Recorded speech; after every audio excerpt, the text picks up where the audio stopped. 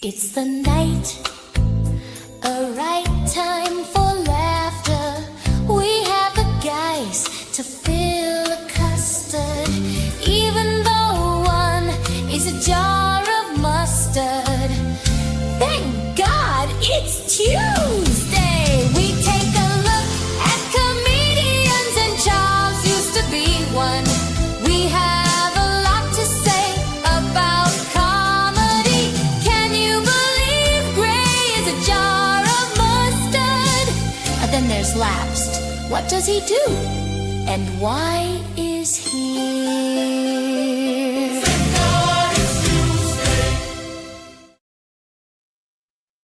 That's right. It's Tuesday again. TGIT is your weekly stand-up comedy sanctuary with me, Gray Poupée, a comedy superfan devoted to dissecting jokes and celebrating what actually works every Tuesday. Like and subscribe. The man in the box to my right is Charles, YouTube at Willisgredia, carving through comedy's chaos. Charles is a cool-headed commander of cleverness, calmly corralling crowds, while cracking, crispy, constructed cadence. How's it going, Charles? How is April treating you, sir? So far so good. I apologize. April Fools. Yeah, we missed out on that. I apologize to those of you who don't find our intro serious enough. Oh, Jesus Christ. Shut up. We had some critics on the intro last week, which is fucking priceless.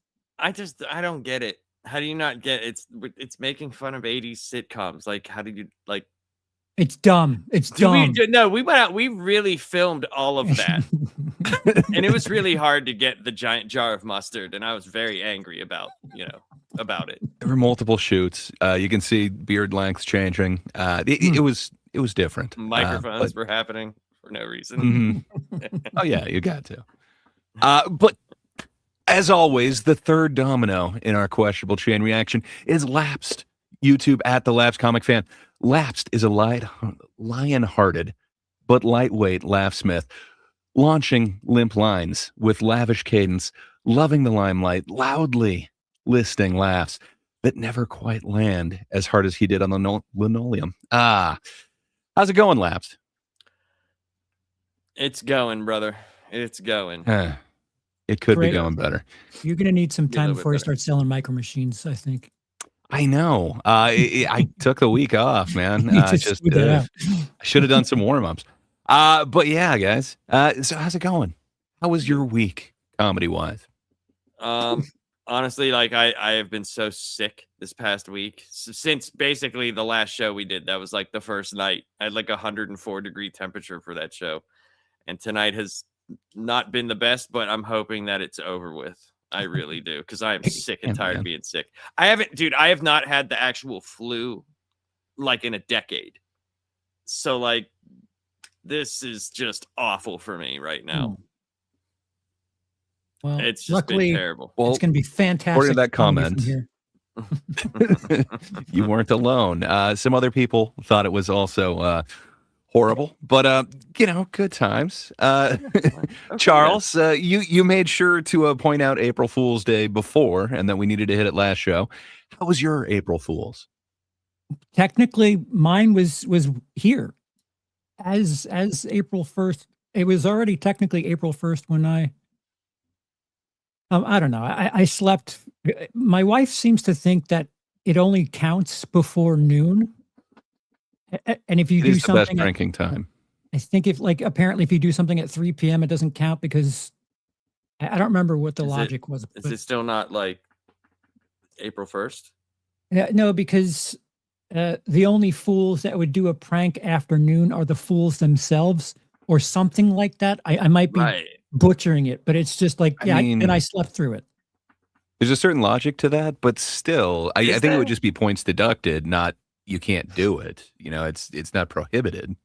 Come on. Don't most like comics and like people that are like practical, don't even wake up till like fucking 1 o'clock in the afternoon. Right. Yeah, if they have to wake up early. Sure. No, is that when they get up early, they know they have to get their Rube Goldberg device of funny ready. It's like like Christmas morning. You have to stay up late and Yeah. I don't know. Okay. I got you. Well, since the last one, I did catch a HBO special. I think it was Julio Torres. I'm forgetting, like Color Theory, something like that.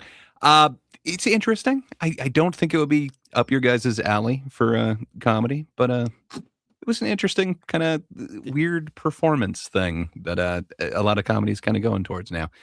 But I did see something amazing comedically. I can't prop it up enough. Go see Nirvana, the band, the show, the movie. If you get a chance to see it, hilarious. I had it really hyped up and it lived up to everything. I don't know how that thing got made, but it's the funniest thing I've seen in a long ass time. So go see that. I Quite saw, high I praise. saw Mario Galaxy with the kid. Woo. How was that, man? I like the Mario movie, so I enjoyed it. It was fun. Well, you weren't alone. It did a lot of numbers over the last weekend. So Oh, so since we're talking about movies, I saw a movie this weekend that I think it's on Hulu. It's called Pizza Movie. And Gray, oh yeah, I saw you that. should. I was just going to say you should watch it because Sarah Squirms is in it, and it's very Sarah Squirm type God. humor. Oh God. Yeah, it's So God. I Like, haven't is watched Is it like 90 minutes? Now I'm excited for it. Yeah. It's also got Oh God. doesn't it have the kid from it's a Stranger movie. Things in it? It's a scripted movie. Yeah, the kid with the curly hair from Stranger Things is in it. Oh, Dustin. But it's like a drug movie where okay. Oh Yeah. no Okay, way! I'm With sold. Sarah Squirms in it. I thought it was a pizza movie, and I was like, yeah. that you know, the dynamic that she has. it's like Harold and Kumar meet that one moment during 22 Jump Street where they're high and they're like imagining things. It's those two squished together and insert Okay. Sarah Squirms's gore humor, and it's that like I'm all I about didn't- this. I I'm didn't excited. love it, but I was appreciative of the new aspect of it. I mean, it feels samey, but I don't know. If we can get comedies that feel new and different, fine. Please more, please. Yeah, I'm totally into new and different. But that's not necessarily what it's about now. Science can't predict what will be new and different, but you know what it can predict is what you enjoy and what you truly enjoy. So I think without any further ado, let's scientifically go through this. What do you say, gentlemen? Yeah. So, Lapsed, I'm going to start with you, sir. I'm just going to ask you to blindly rank 1 through 5 without knowing what's coming next. Just your favorite comedian. That's all you got to do. Okay. Okay. Eric Griffin. Oh God, 4. 4. Okay. Even though he's on Workaholics, man. I think I'm dying up here. He's been in a lot of things. Okay, 4. Right, that's great. Cheech Marin. As a stand-up, Yeah. That's where they got their start. I mean, yeah, I they made the know comedy they had their records. shows and stuff like 3. 3. Cheech Marin. Okay. Well, Ian Fidance. I don't know who that is. Do I? Oh, you don't know who that is. Ian? You should know Trying Ian to think. Fidance. He's currently on tour with Bert right now, but you Trying to- can catch him on YouTube on Being Ian. He's hilarious. I don't know him, so I'd have to say 5 because I just don't know who the guy is. 5. Wow. You should familiarize yourself with Ian Fidance. He's hilarious. Okay. Kirk Fox. 2. I feel like you're going to say you don't know Kirk Fox. So he's been on Parks and Rec. I know. That's was where I know him the from. star is of Parks and Waiting 2. He has like 2 or 3 Comedy Central Waiting specials. 2. Yeah, he was the star of it though. The acclaimed Waiting 2. The I don't think you're production. familiar with like Reservation Dogs, but he was quite a high character on Reservation Dogs. There's a lot of things that he's been in, but I think you know him I from know him Parks from and Rec. Parks and Rec. That's what I know him from, and I do know of Reservation Dogs. I just didn't know that. Oh. Didn't know that he was in there. Well, fair enough. Yeah, him and Bill Burr. It's a decent show. But yeah, where would you put Kirk Fox? I guess 2. 2. Wow. Yeah. To nobody's surprise, Your number one is Oh. Richard Pryor. That makes perfect sense, man. Huh. So, yeah, thank you. I crushed it consider without us- knowing anything. Yeah. Consider us officially updated on your punchline preferences. Thank you, sir. All right. Really appreciate that. Influenza. Science, man. You can't argue with it. You can't. Charles, sir, I'm going to ask you the same thing. Blind 1 through 5 without knowing what's coming next. Just rank Oh. which comedian's your favorite. Okay. Ryan Posehn.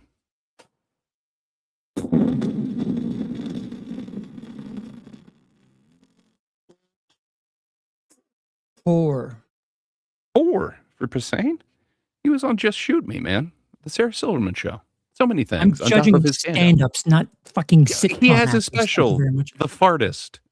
There's a bunch of them. Fair enough. Chad Daniels. You did me you know dirty, your buddy. Two. I'm gonna say two Two. because the Kill Tony crowd Wow. does not know what the fuck they're shitting on. I quite Okay. enjoyed his stand-up. High praises for Chad Daniels. All right. Tommy Chong.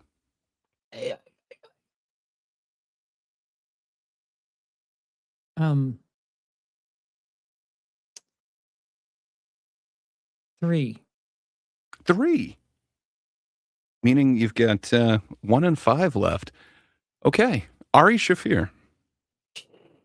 Shit. This is all or none here. 5. 5 for Ari Shafir.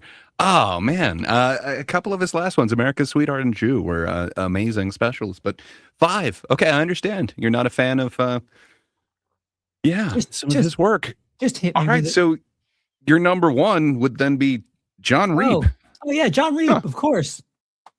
Yeah. I mean, he's had some bad press lately, but, he was in Harold and Kumar, escaped Guantanamo Bay or whatever. Man? Wow. John Reap. Who the fuck is John Reap? Well, thank you. Your answers have left a clear paper trail of your comedy taste. That was priceless. He's like, oh yeah, of course. Who the fuck is John? In my head, I was thinking, well, you were like, oh yeah, of course. I'm thinking, who the fuck is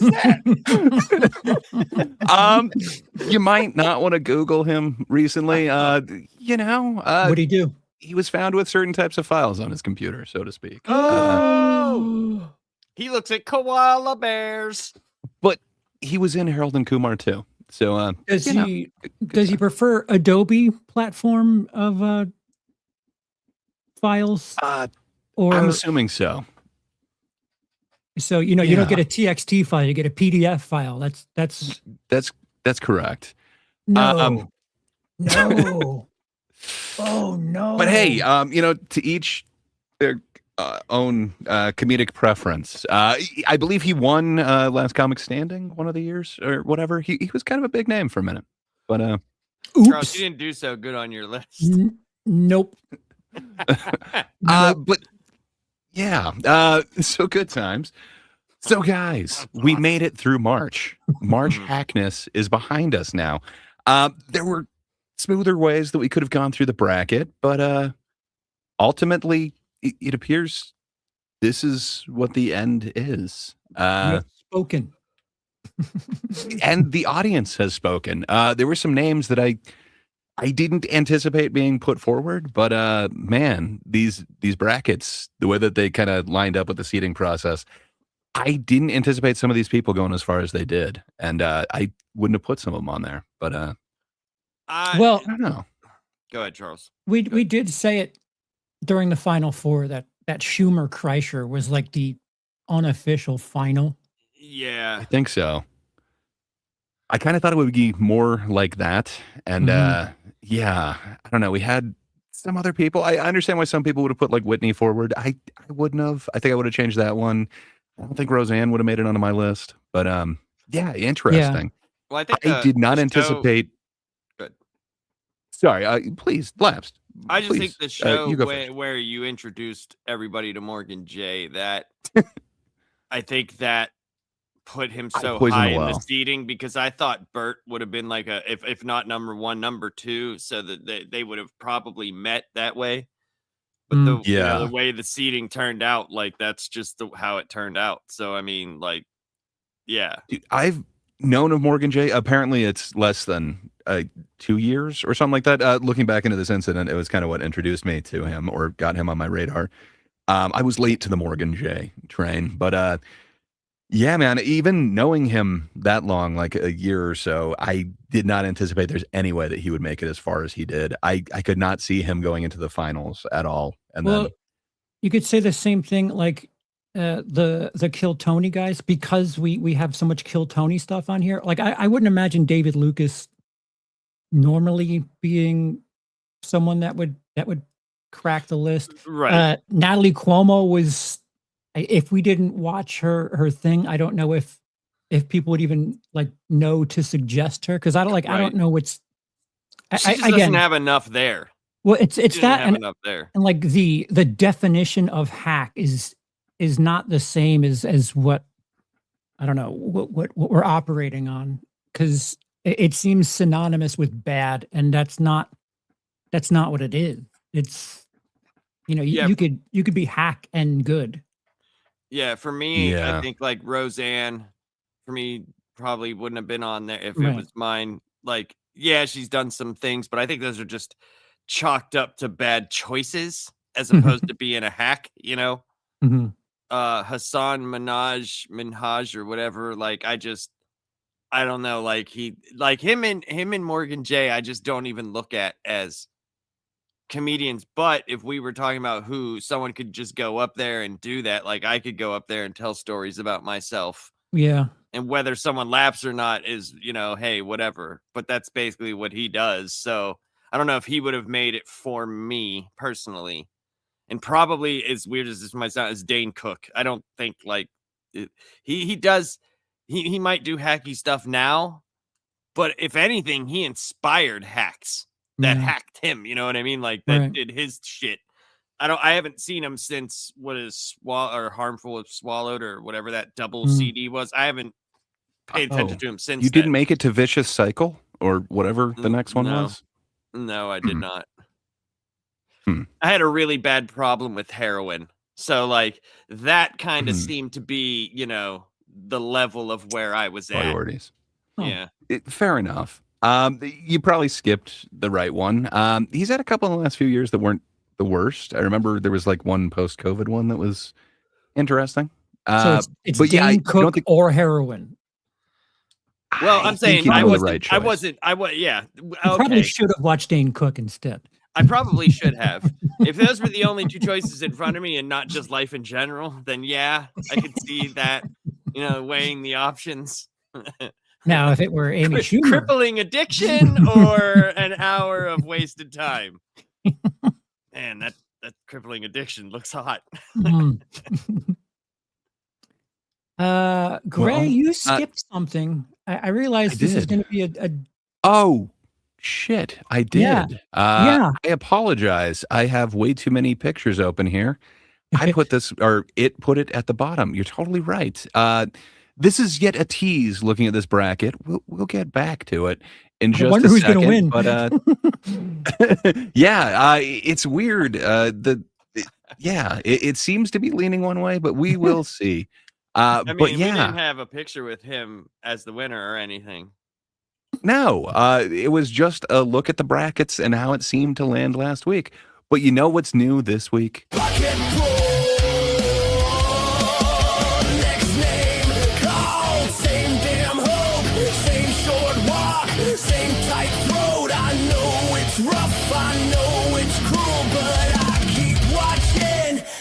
Bucket pull.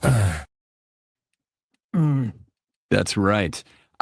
Even though I forgot it, nobody could forget this amazing segment that we're doing, where we're just trying to guess what size book this person would get just off of that 1 minute off the bucket pull. And Charles has been so kind as to gather them for me and Lapsed and all of us here. But he's kind of the judge. And yeah, we're just trying to see what size book they're going to get. So no golden ticket. of the ones we're showing, but your choices are no book for, just should not be doing stand up. Why are you here? Small book for there's something there. Medium book, there's some pluses, but maybe a little bit more work would be needed.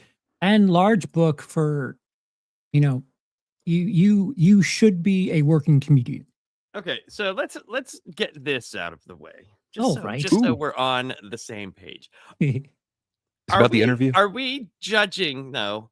Are we judging them based on what if we were a judge, what we would be giving them, or what we think they're giving them? Well, they're factoring in an interview, so I think it's just what we would be given.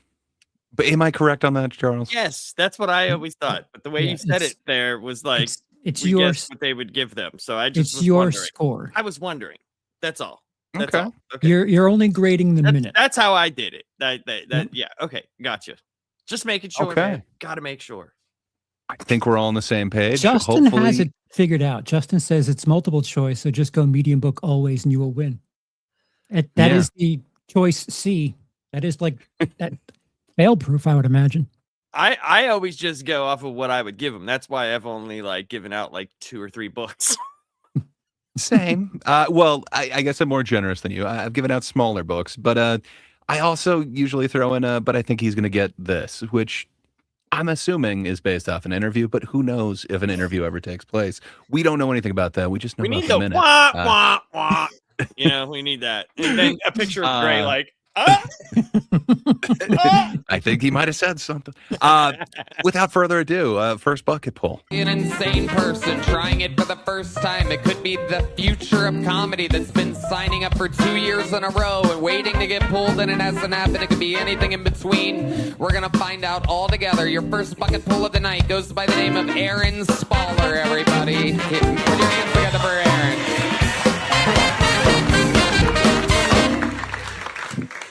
How you guys doing? Hell yeah. So I've never lived in a city before. I've always been like a small town kind of guy.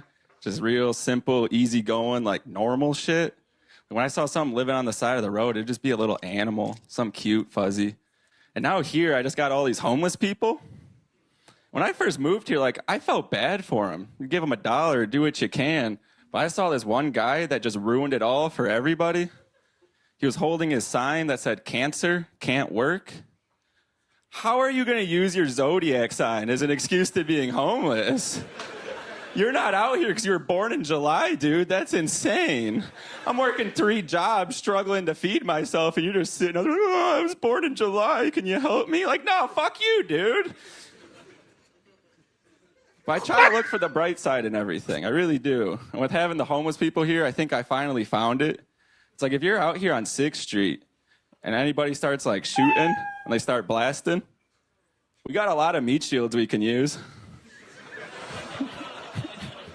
I'm grabbing the guy in the wheelchair. I'm charging straight at him. We're going to be the heroes of the day, man. But nah, I'm just fucking with you. All right, there it is. Wow. That's an awfully long time to put into a Zodiac joke.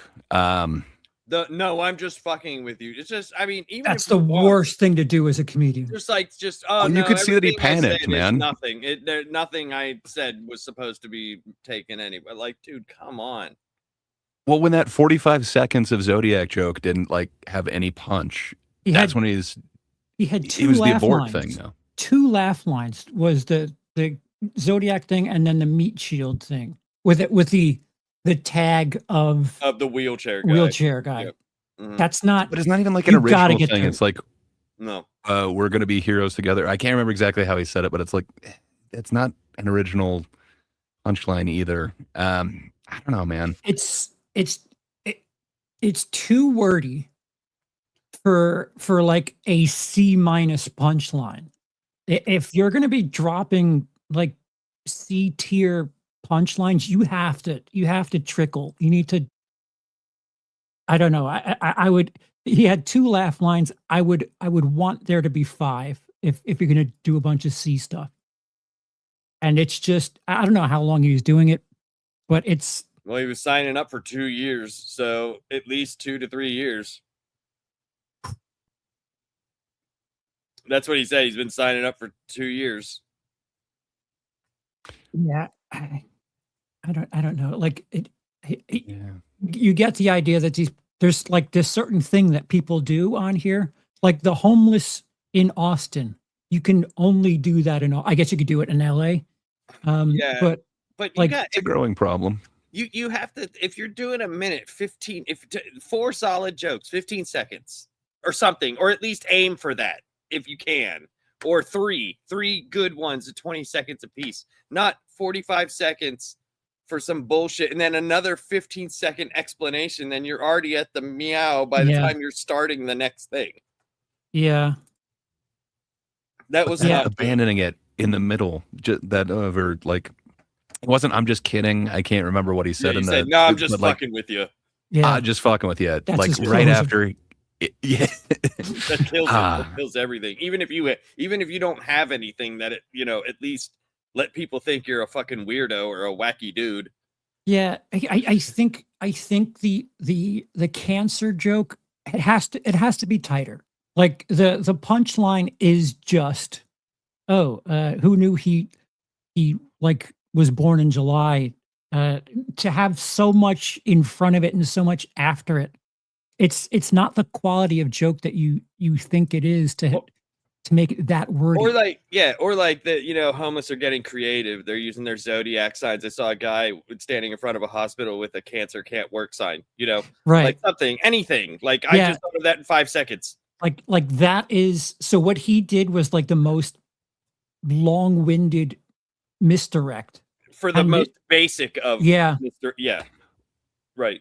Troy brings up a point. He is saying that I need to convey I'm not one of those city folk.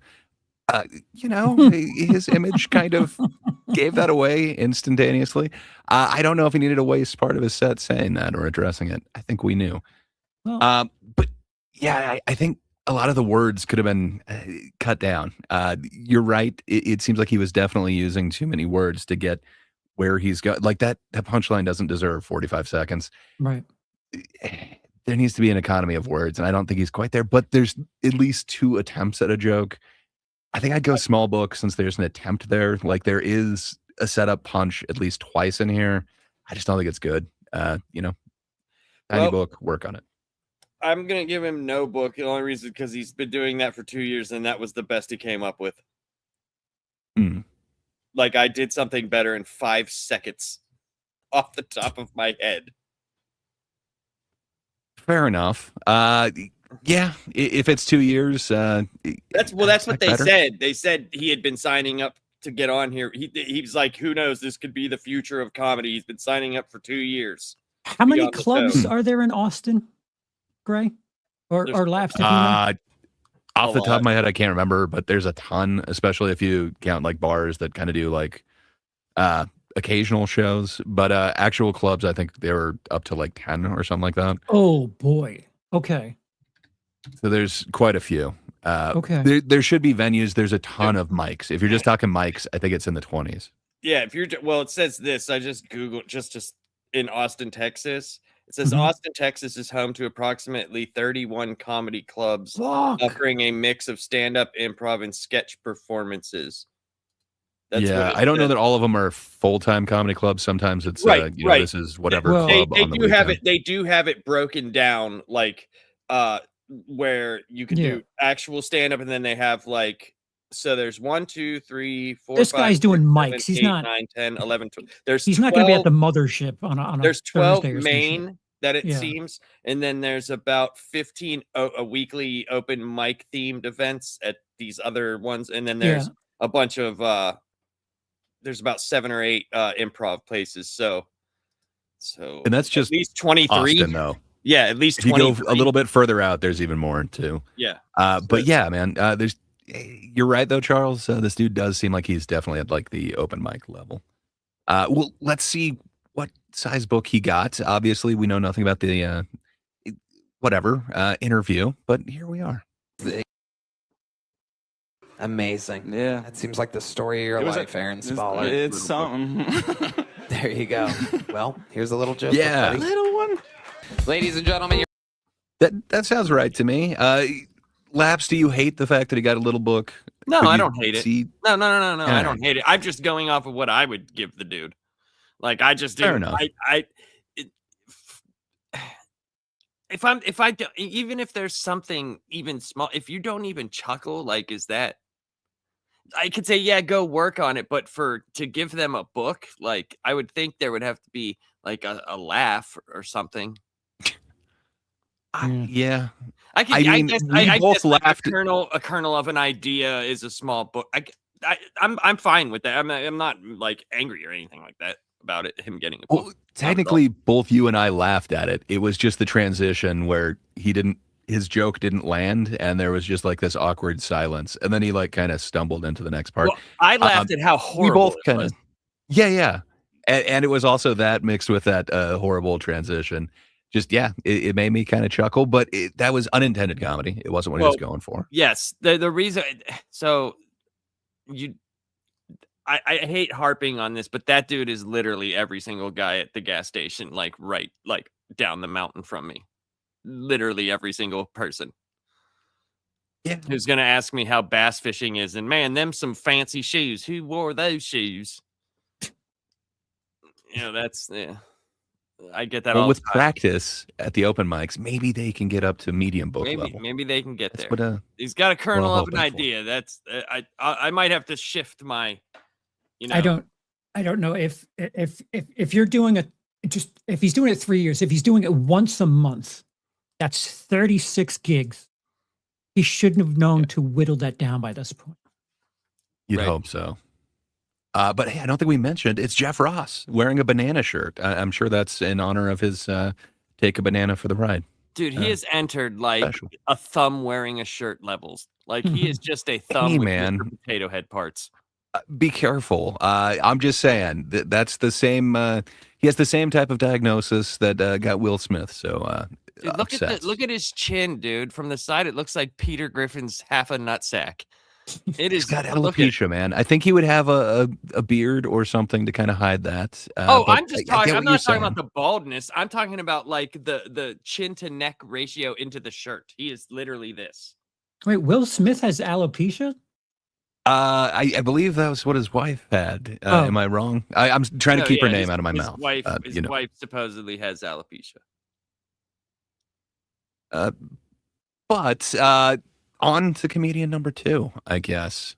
Second bucket Your pool. next bucket pool goes by the name of Vanessa Scadudo, everybody. What is up, Austin?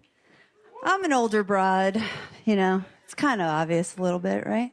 And every day, though, I'm reminded of it. The other day, I was driving down the road and I saw a car swerving. It's broad daylight. And I'm like, what the fuck is going on? All of a sudden, I see the passenger. I can't bend over too far, sorry. Pop up and do this number. And I was like, oh, fucking roadhead, dude. I used to do that, before I went to therapy and realized my dad does love me. He just doesn't know how to show it. What else? Ladies, titty fucking. Are you in your 30s still doing that? It's like we're playing an accordion, right? A shake weight, right? We're opening a pickle jar. Maybe I'll use my mouth if you're lucky. What else? Good God. Getting cummed in the face. Good It's God. not facial, guys. It's not. I know in your time probably. But what else? Why does it always smell like bleach? What's I'm waiting. happening? Nobody's been able to dispel that mystery. But the one thing I know that never changes as I get older is the shame I feel after coming in the shower by myself. My name's Vanessa Scadudo. Thank you, guys. Appreciate it. What the hell was that? What was that? That was a Kill Tony so- performance. Yeah, I mean, it was an attempt to be. I don't even know what. Like, what is the? Dude, she tried to hit every woman joke ever. Charles, you remember? I know I brought this up for you, but you remember whenever we talked to Yeah. my buddy John? Yeah. What did he? You know exactly Yeah, what he blowjobs. said. Yeah. Blowjobs and being a whore. Yeah. She hit the road sign. The whole thing. The last things weren't even like. I don't know. They're not punchlines. They're not setups. It's just she's just saying I think her raunchy saying shit. come in the shower. I think she skipped something because She got the meow. That I don't know maybe, why but, coming like- in the shower would be the last thing. Well, she said, What's I the feel joke with facials? What's I the feel joke with horrible coming in the shower by myself or something or whatever. She Yeah, it doesn't. feel bad The anymore. I don't- lead-in doesn't match that. Yeah, I that, don't that understand. line. Because she just kept saying, "What else, everybody? What else? How about this sexual Yeah, joke? you don't thing? have What else? time to What be else? doing that What shit. What do you You- got? I can't bend Yeah. over. You get it? Ah, waka waka waka." Fozzie There were so Bear many levels of choices stupid. made? It just, I don't know, man. This seemed very try hard to me in a weird way. Yeah. Does Jeff Ross didn't seem come off like as he's trying to authentic hit or that anything. after the show, though? Look at him. Look at him standing at attention there. I mean, I think he just went through something medical. He might think that that's one of the nurses. He might just be, He's respecting the confused. craft. He's confused a little bit. There's like serious, I'm one of the cool girls type attitude with a lot of what she like. Yeah, she's the mom that lets like her kids smoke weed in the house. So that does seem like it. She'll buy But its beer, dude. She's cool. She's my I friend. don't know. She might be cool in a teenage type of way, but I don't know, man. She's just not funny. It's like she thinks of these edgy things that could be, you could use them in a punchline, but man, there just doesn't seem to be any like comedy molding around these kind of. No, there was no punchline. It was concepts. just a bunch of premises that you could talk about that do have a punchline somewhere, but they weren't punched. There was no. It's like, hey, you remember Yeah. people talk about this thing? Hey, titty fucking, we're playing an accordion. Yeah, Yeah, if you're gonna do jokes about like blowjobs, you really need to say something new or unique, and just I think there listing might off. be a- Go on. There might be a combo of the words that she was using that could be a joke. She was mentioning blowjob. She did mention facial, and she did mention the nobody can dispel the rumor of it smelling like bleach. But none of that. They don't actually work together, and none of it is a joke. None To of be it. to be fair, she talks about roadhead, and then she says, "I used to do that before I went to therapy," and she had a, Yeah, a, that's a the laugh. closest to a joke. Yeah, I mean, listen again. It's not what I would call an A or B plus type laugh line, but I don't know. It's something. Yeah, she's I- definitely done this before. Yeah, she's I comfortable. just think that idea has been done so much better. Jordan Jensen, her latest special is kind of about her like kind of traumatic history with her father, and man, there's so much more humor in it, and it goes so much darker than you'd kind of think. But I don't know, for this just being so kind of surface level, I don't know, man. It seems like she's aware of concepts, but she doesn't know how to put them together in any sort of comedic way. For me, even though there is a little bit of a joke in that first part, I feel like I've heard it before and so much better. I'm going no book on this for me. It's maybe she told that first joke, thought it was going to kill, started panicking, and just started saying a bunch of things. That's fair. You know, who I don't know where else. Like, she's obviously done this before, because it was literally like, "Oh, come on, what am I supposed to be saying now? What am I supposed?" Yeah. It was bad. It was bad. It was bad. What 'cause, size like, would you give her? Lapsed? Personally, no book, but there was like we were talking about, at least there was kernels of ideas. So I mean, like, I don't know if I should give her a small book because of that. I didn't laugh, you know what I mean? But I'm trying to be more fair, I guess, in the judgment of what I would do, like if I was sitting there. I respect it. I think I'm on the border of small book, but I'm also in the no book country. I think the problem is, for me, this is just that she did everything every woman comedian does. Not all of it. Sorry, not Every all blue of woman comedian. Yeah, right. So like, it's like, let's talk about a blowjob. Let's talk about sex. Let's talk about this. Let's talk about this. So that's why, like, when Go through Gray the played checklist. whenever he the one lady who told told the story about living upstairs in her mom's attic, I thought was so fucking funny, dude. Like that was hilarious.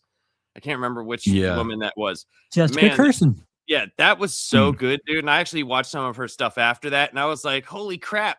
She literally went 40 minutes without telling like a sexual titty joke or anything. She was just doing comedy. This is great. You know, and it's like I'm so just over the ladies, like, oh my God, ladies talk like this. Can you believe that? Can you believe women are talking about penises? Oh my God.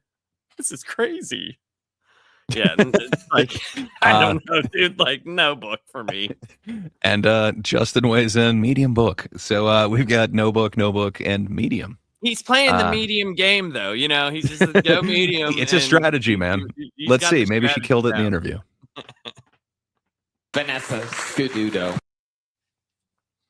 Scududo. I love you. You're nutty as hell. I love it. There she goes. Vanessa Scududo. Very cool. So it was right in between us. We should have split the difference with Justin. Fair enough. I am guessing she killed it in the interview because that was not a great set. Your next bucket pool goes by the name of Michael Hines. Everybody put your hands together for Michael. Hines. I got cheated on by a Native American girl. She was a Navajo. I've been getting a lot of Andrew Tate alpha male content in my feed lately, so the algorithm hasn't figured me out. Just because I hate liberal doesn't mean I like conservative ones. And it's because they'll make one video making fun of some dork's pronouns, but then the next one they call themselves an Omega Sigma alpha male. And those are just pronouns for frat dudes, which is fucking gay. AI scammers and Indian scammers have both been evolving at a breakneck pace to compete. It's a real space race to see who can act human first. Oh my. And it's impressive the Indians are keeping up with the digital war because they're fighting a physical war with Pakistan, World War II. Are you familiar? Let's hope it doesn't go pucular, you know? Every trans woman I've ever met has been mentally ill, so maybe they are women.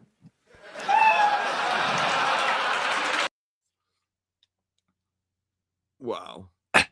That was a so lot I do of remember jokes. this dude.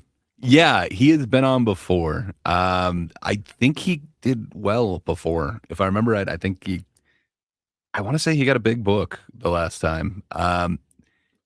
Yeah, man, that was a lot of jokes, kind of rapid fire. Some of them were kind of interesting, but still, I do kind of like that whole, alpha male, sigma thing being different forms of pronouns. It feels like there's something there. I don't know if it's just his delivery. There were some clever concepts that just didn't seem to like connect with any of the audience. I think a few of those deserved more than what he got. Well, he didn't let anything breathe either. Like he was just boom, boom, boom, boom, boom. He told more jokes with punchlines than probably the rest of everybody's going to be able to do in the whole show. The whole segment we're watching. Something I noticed about him was he was like dependent on there being laughs. Like the first thing he said, like he bowed his head, like giving it that moment for people to laugh. That's good to be confident, but don't be arrogant.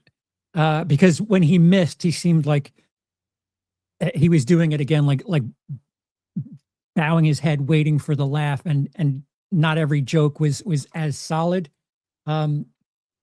That's something where like I'd like to see this guy perform that material. Not spaced out, set up a little bit. Here. Yeah. Well, yeah, if he did it not kinda... here, we would see exactly which jokes would actually land and which ones wouldn't. Right. I think he was very catered for the crowd. That a very home field advantage, definitely. Yeah. I don't know that all of that would have necessarily gone over as well. I don't know, man. The World War poo and going pucular. Man, there's some of them that like he had so many jokes. I think if he just let some of them breathe and cut that out, I think he could have had a decent set there. Yeah. You know, if he wouldn't have taken a stance after the liberal Republican joke, I think people might have anywhere, might actually gravitate to some of the other things. But since he kind of took a stand after that, It's kind of like, oh, okay. All right. Okay, dude.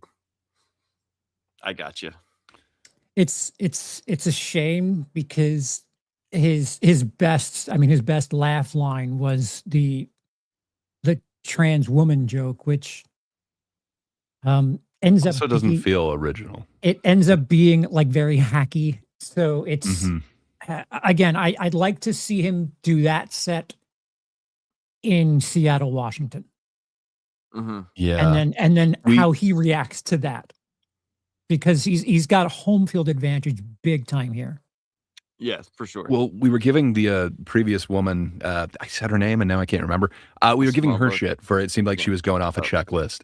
It feels like this dude went off a checklist for Austin. Yeah. Just yeah, it's just like pseudo racist, pseudo sexist. Didn't he say throw in retard trans. I don't think he did, but I think it was F slur. I think that's what they had to be. Oh. So he's still going off the bingo card. It might not have been every one of them. I don't think he did say retard this time. But this time, did he say it the other time? I'm not sure. I mean, he's probably got it holstered just in case. He seems to know the crowd. Shooter. So I don't know, man. I think I might be playing the Justin Gray game this time. I think I might go medium book on this. He has some ideas, but man, they need to be fleshed out. And I would say, let it breathe. Like, you don't need to rapid fire like that. I think it would give people a little bit more of a chance to understand some of them. I think some of them deserve more than they got. And I think it was just his rapid fire that didn't allow that to happen. I'm going medium book. Only reason why is because I thought the pronoun thing could be funny. I think so too. The concept is funny more than saying it's just pronouns for frat dudes, because you do see all those guys, the fucking pronouns, dude, fuck that. But Sigma. yeah, we're Alpha Sigma Chi, like, yeah, like that's kind of funny, that's kind of funny when it comes down to it, but not the way that he said it. Maybe, like I've said, there's like we've talked about, there's things that after you think about it, it's more funny than when you actually heard it. Like, that's more of a funny concept to me than it was the joke. I think so too. They need a little bit more time proof. So, but yeah, I'm going to say small book for me. Small book? Okay. I believe Troy said medium, and it looks like Justin's going medium. I'm going medium, and you're going small. So let's see who's right here. Michael Hines. Come on, at least give me a big joke book. I did well. Didn't you get one last time? Yeah, but I wrote in it. I write all the time. You filled it up? Yeah, dude. You hear how much I write? All right, jeez Louise. Here you go. This guy's going to sell it. All right. So does that count? Is that like, it's like steroids in baseball, isn't it? That does suck. Telling him to give you a book. I feel like there's a little bit of foul play on that, but fair enough. I did remember this guy. There's something about kind of the way that he talks. He definitely, I remembered this dude, and I remembered him doing pretty well before. I think that factored in a lot more. I don't think this performance was big joke book worthy. Yeah, but, Troy says pity book doesn't count. Yeah, I would think so too, man. He looks like he drinks swamp water for some reason. I don't know why, but he does. But yeah, it looks like Jaden also recognizes him. He's saying that kid's been on a few times. I think so. I definitely remember the last time. Do you think if William Montgomery wasn't here, this kid would be a regular at this point? Because he's very similar with the topical rapid fire thing. Yeah, I don't know if he'd be a regular like William is. William's kind of his own, he's so unique in what he does. Yeah, but I'm not saying he would be him. I'm saying I don't know if he would be a regular. His like topical thing is just like rapid fire. No, for sure. Sometimes the amount of jokes, possibly, but I think he needs some proofing. There is no Iditarod joke in his set so far. I think he has potential one day. Ryan got it. Look at that callback there. There you go. Another bucket pool. Put your hands together for Katie Carter, everybody. Katie Carter. Another lady. I got groomed when I was in high school. Groomed, not molested, because I've never been much of a closer. So I told a comic this recently. He was like, "Oh, was the guy like a real pedophile, or did you just like develop early?" Yeah, that's like saying, "Was the guy a real pedophile, or were you like a really sexy kid?" And I was, so you guys get it. I read a statistic that 20% of pedophiles have erectile dysfunction, which is crazy to imagine being a pedophile and working so hard all day to get a kid to come into your van, and then you finally do, and you have to be like, "Oh my God, I'm so sorry, this never happens to me."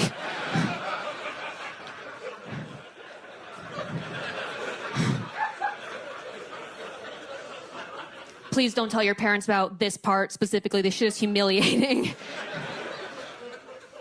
And the kid has to console you. He's like, "No, this is probably just because you had like too much of the Eucharist or whatever." So,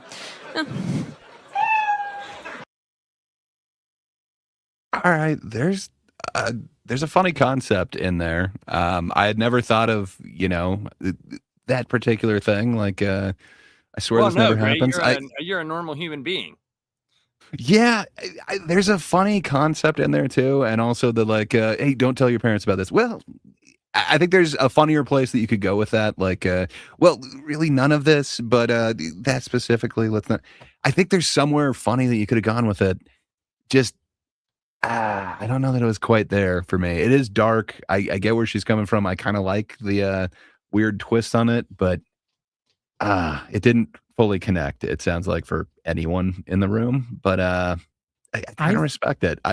Sorry, go ahead, Charles. Of all the things we've seen over the course of this segment, this is the one bit that I think has the most potential. I Of all the stuff we've seen, she's the most polished, and she's comfortable. She like you have to be comfortable to drop that material like that. I would like to see her do things that aren't edgy, but at the same time, it's still a very interesting premise to take,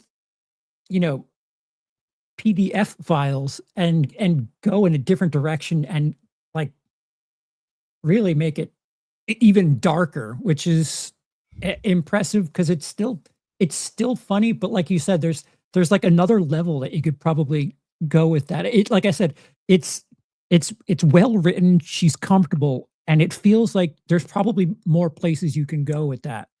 And yeah, I think she could work that out a little bit better. I think there's a couple more layers you can definitely take that. But man, I think you could whack some of that intro part off and kind of get to it. I don't know if you need the I was attempted to be groomed or whatever. I wasn't a closer. I don't know if that was nearly as funny as the rest of it. I think you just kind of expand the rest of that out and just kind of go full set on one subject. That sort of gets the audience to get their guard down because they think, oh, okay, you were like Justin said, she prefaced by being a victim. So like, yeah, you're like, okay, we can laugh at what you're saying because you're the one. It's just kind of the least funny part of the 1 minute. Sure. I don't know if I'd want to spend that time there. I get it. Like if you got a longer set, of course you can kind of ease them in that way, and then it does give you some sort of cred. But man, I think if you're just going for funny, I think there's so much more that you could have gone with that actual idea. Lapser, we've been talking. You haven't weighed in. Your thoughts? I thought the first joke was funny. The end of it when she talked about like being a sexy kid, and then she's like, "And I was." I thought that was funny. I thought that was the rest of it was like I kind of agree with what Justin said. He said that was like a Family Guy bit on stage, especially the ending part. Like it kind of was, but yeah, but like and Troy just said there, compared to the others, it's a large book. I think she was way better than everybody else. In my opinion. Agree. I fully agree. She could actually do something with more work, and maybe like someone saying, "Hey, it's also though we're taking just a minute, so we don't know is that like the full joke that she tells in her set?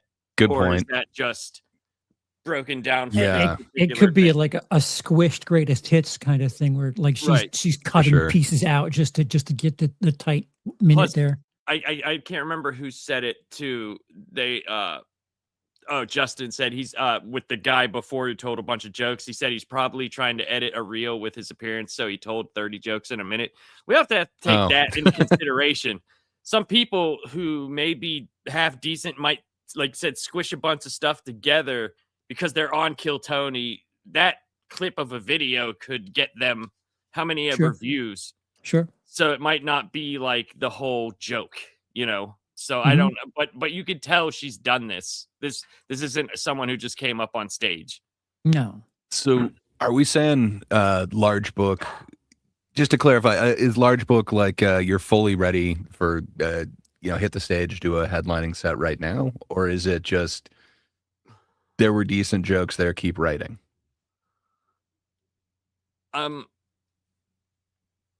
I would say for me, large book feels like I don't think it's like you're a headliner person, but I think it's like, yeah, you could tell jokes on stage and not be booed off stage.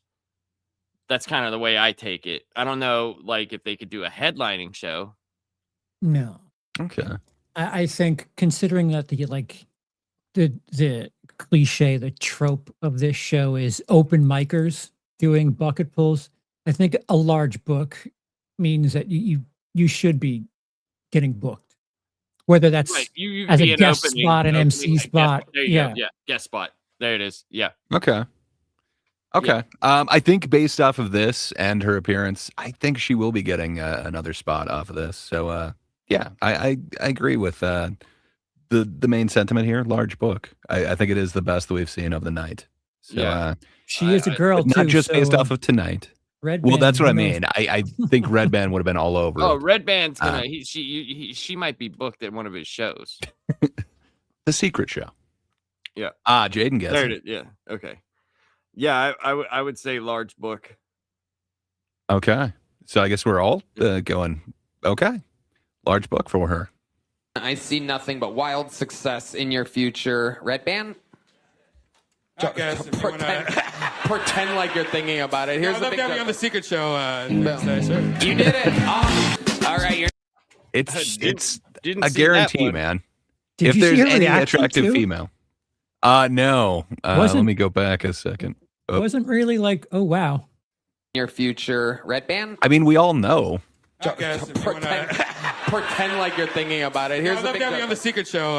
Sure. You did it. No, thanks. Just yeah, I know. unfazed. I know you want me on this show. Yeah, fair enough. Interesting.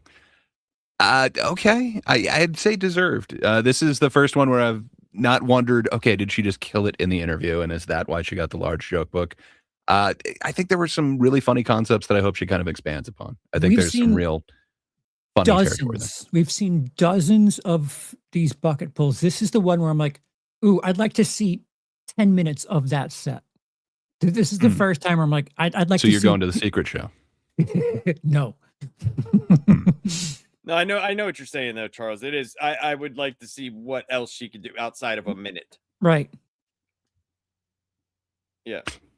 Yeah, I agree. Well, we got one more bucket pull. I think there's no chance it'll be as good, right? But who knows? It's all randomness. All right, your next bucket pull goes by the name of Michael Scott, everybody. We're going to keep it moving with the stylings of Michael Scott. Here he is. Hey, that's not the same Michael Scott. I got a Roomba recently. Oh no. He's black. He cleans my house. It's a sweet deal. What is the black base model for every object that's supposed to improve our lives? Why is it always black? I gave mine a pair of white gloves and a bow tie. I push clean on him, and he goes up and down the hose.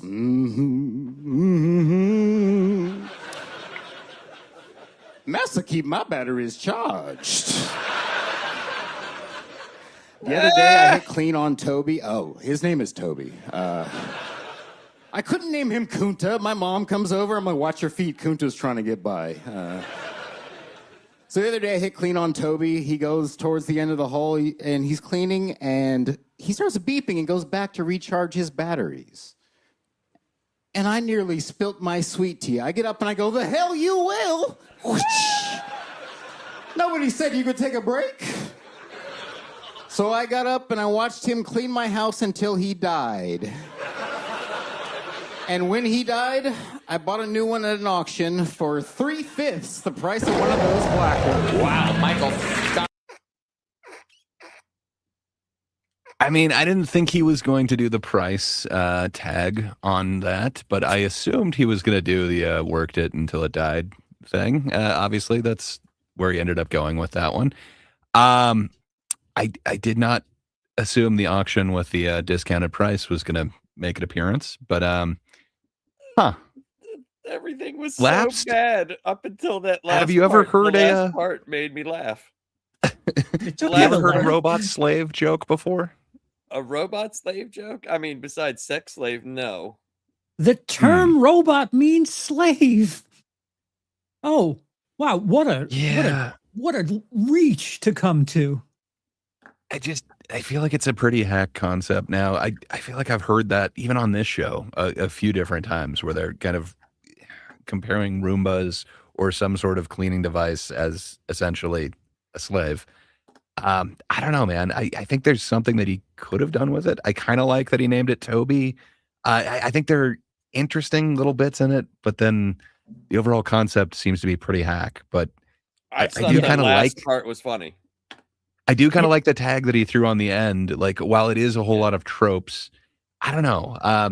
You're right. It had a certain. It was his pop to it. delivery, to be honest. It was his delivery, the way he said it, because it was completely different than the way he spoke the entire time.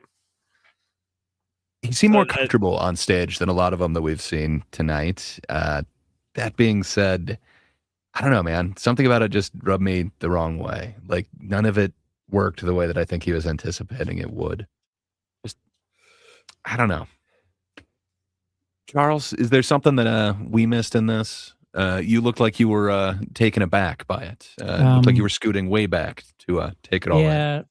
No, this was probably the hackiest set of the night of the 5 that we've watched. I don't know. Have we not covered all of the slave-like humor? Yet again, I see. I guess it's not hacky because not everyone can do that set and coast to the same responses. I feel like I was kind of a little turned off at the strong laughs that he was getting for relatively like hacky jokes. Like really, it's not that funny. Like the closer was one thing, but I forget what he said. The There was bow something- tie and white gloves. Yeah, where it's just like, are you surprised by that? Is that strong? I don't know if I have any issue with the comedian so much as it felt like a sweetened crowd is to the most polite way Well, I of can course put it is, dude. wouldn't Anytime have you thought- tell black jokes or racist jokes there, people laugh. but- I mean, Yeah. It was Roots jokes. What is that? 70s film in 2026. What, 50, 60 years Austin? old? Yeah. Yeah. I don't know. Interesting.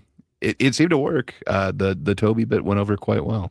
But I don't know, man. None of it seemed like I haven't heard it before. Just Right. his combo is slightly different. Like, can we have like 2026 version of hack, like billionaires? Can we have the next era of whatever a hack joke is? Because a lot of these racial jokes, like they're the same fucking thing every 10 years. Like, yeah, all right. What are you bringing to the? Oh, this one's a Roomba. Okay, there's an extra 20 minutes there. Well, and that's the thing too. Roomba, like that. Roombas have been out for what, like a decade? 20 now? years. Like, is that 20? Yeah, it's 20 years on Roomba. Fuck that. Okay, fair enough. I don't know, man. Nothing here seems super original, but I think the dude knows when to do a setup, when to do a punchline, when to do a tag. For that, I'd give him at least a small book.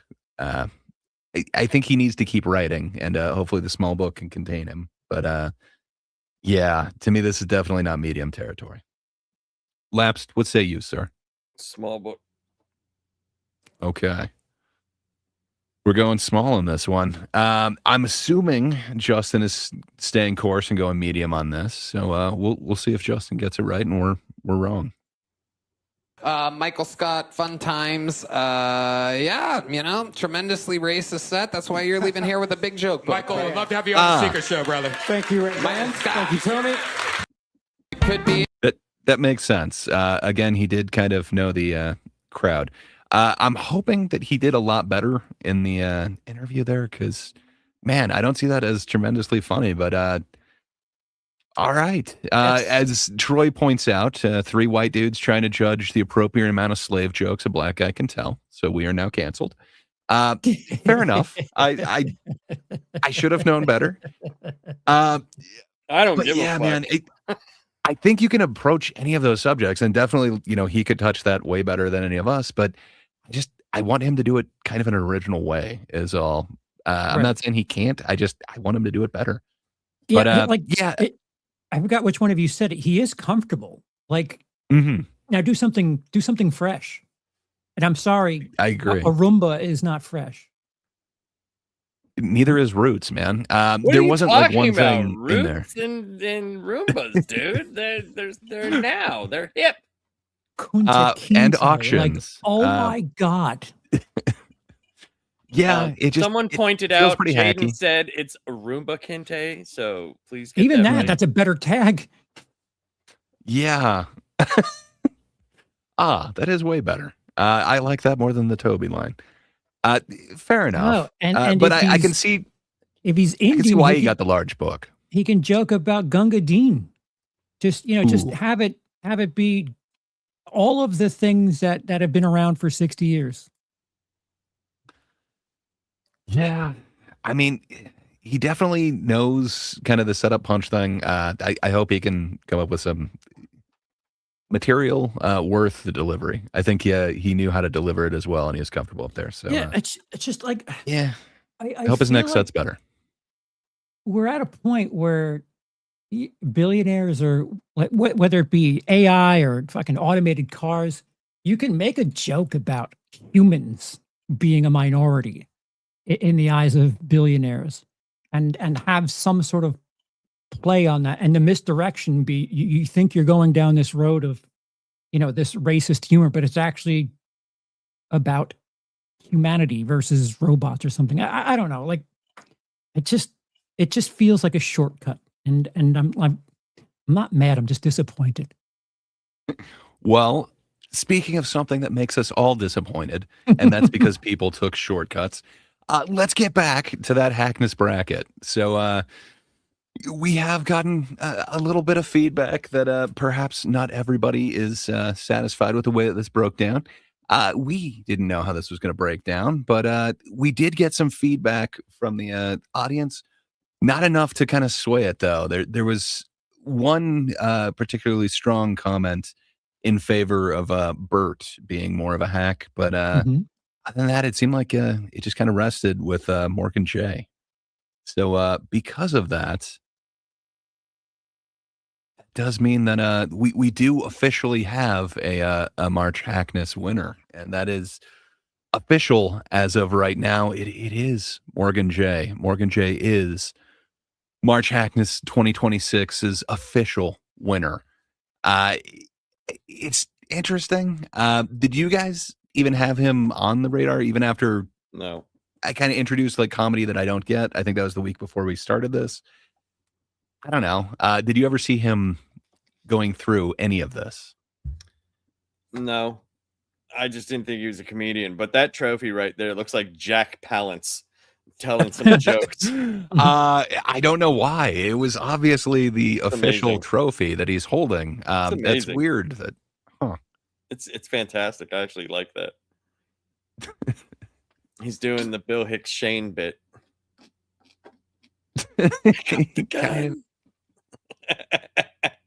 No, he was not on my radar for being in the hack tournament because I just didn't think he was a comedian. I was surprised at the overwhelming votes that he got. I was very surprised. Like, I was like, Jesus, we're gonna have to talk about this guy. And then every week that he went through, I was just getting more angry and more angry that I had to hear more auto-tune bullshit till last week. It just destroyed me. It destroyed me. I had my head down. I tried to forget about life. But you know, then he booped him. He booped him. He booped him. He booped him. He booped him. Oh my God. You gotta do the mugging for the camera. I think I might have a problem more with people reacting to it as if like when you go see the live comedy, this is what TikTok thinks to go see. Like, ooh, yeah, ooh, that hurts. Like that really hurts. And I'm sorry, like if we're not counting crowd work, if we're not counting music acts, like it's one thing, but some of the comedians that we had on the list were considered huge or funny because of their crowd work. I don't think this type of material is something that you can release a 1 hour special about. And I've said it so many times now, and I'll just say it again. Crowd work is good for the audience in the arena because it's like their own little doggy bag thing that they have their own private experience. But if you're watching it at home, like, I mean, we witnessed it 3 weeks in a row where it's just like, all right already. Like, yeah, look at those socks. Oh my God, look at those socks. Yeah. Oh, you're going to say LOL. You're going to say ha ha ha. And then you're going to say something wrong and he's going to get frustrated and leave. Like, right. Oh boy. Like when I went to see the Upright Citizens Brigade, like I knew it was like not stand-up comedy, you know what I mean? It was entertainment. They do a bunch of stuff on stage that they do. They tell jokes, but it's not like just one person stands up and then she gets her stand-up, you know. It seems like more of just a very weird form of entertainment. Yeah. That some reason is now put into the stand-up realm. Because nobody thinks like when you go see like Second City or you know like Upright Citizens, you're not going to a stand-up show. You're going to like an entertainment show that just happens to be based around comedy. People who watch this on TikTok, different. They no, go. I agree. I agree with you. That's what I'm saying. Like it's weird that this guy has like folded into that. I'm saying I disagree. I think it's a little different than that. Just because I would put him kind of in the same category as musical comedy acts or crowd work comedy acts. Like that's still something that happens in clubs regularly. I've seen a couple different guitar acts, and you know, a couple of them were actually pretty awesome. Some of them are very hacky, and you don't really want to see them. Aren't they telling jokes though? Sort of. I've seen musical acts, but there's jokes. Like remember, like Victor Borga, like that old ass dude who would play the piano. Yeah. Like it was entertainment, but he would do jokes inside of that based off of what he was doing. That to me feels more like a comedy act than what this is. So like pointing at my socks and then hitting my nose and saying we booped him like over and over. What is that? Well, he booped him. You don't understand. I don't understand. He doesn't know where pants come from. Justin's pointing out, you know, like Bo Burnham or like Zach Galifianakis, where they are kind of doing some stand-up and then they are doing like musical interludes. But I'm talking more like a Henry Phillips type. So he's kind of a musical act. He just does these funny songs. Yeah. I dig that dude. He put on a really good show when I saw him, but I definitely saw him in a comedy club. But he tells jokes though. Yeah, fair enough. There are a few jokes in between. He does but I mean, jokes like, in between. He does the guitar breaks. You know, he'll stop and then he'll make like a reference or a thing. Like at least the thing that I saw of him, like this doesn't even do that. He just winks he winks at the camera, dude, and then runs away to the next person. Well, he's got a multi-instrumentalist behind him, a dude that'll either play guitar or keyboards, and he kind of has them going on these breaks. Like you always hear a little bit of music going on while he's like running in the crowd. That is his instrumentalist guy. He's kind of got instrumental breaks like you're talking about, and then he's got these set songs as well. And then the other part that he's spursing in there is crowd work. And I don't know, man, it's become a staple. I understand it's very hack, and it's, yes, like if you've got two comedians who are doing it, odds are they're going to ask the same person, what's your name? What do you do? Who's this with you? It's going to be the same exact thing, but that's kind of what crowd work is, man. There are some that just excel at it. There's some that excel, man. I got to show you some Big J stuff. He is a funny he's funny as hell, and man, that's kind of all he does is crowd work, but it's nothing like Matt Rife or like what this dude's doing. It's different, but I don't know if you're going to respect it. Yeah, man. Yeah, he does, but he tells jokes though. He's got stories, but a there good are portion of it jokes in there. But yes, a big portion. I think there's a difference between someone that does the majority of crowd work but still tells jokes, as opposed to that's all that this is. I've watched his, unless he does something different than the 50-minute thing that I actually sat through. I don't know if you watched his crowd work special, but you know that just is part Jay of the show. Jay Okerson, I'm saying, like, I understand him. This guy is what I'm talking about. I watched. Sorry, that's what I was saying. Oh, sorry, I was talking about Morgan Jay. I saw him play the thing, and he did a song, and then he did a song with the crowd, and then he did the vocoder thing we talked about, and then for like 35 minutes he just ran around through the crowd asking them dumb shit. Yeah, that's kind of that explains pretty much his entire act. Yeah, I'm not saying that that's not it. I'm just saying I view songs, comedic songs, I'm perfectly fine with that happening in a comedy club. I would still say that that's a comedy act doing comedy. It's different. It's musical act. And I would say crowd work is still comedy, but I'm not as much a purist as Charles here. I think Charles is saying that perhaps they are not counting in his book. I just, as the employee of the club, I'm going to be tortured opening for an act like this, because I'm just not going to sync with these people. And the one thing, especially as an MC, like, you have to ask people about their fucking birthday and who's celebrating something and all that dumb shit.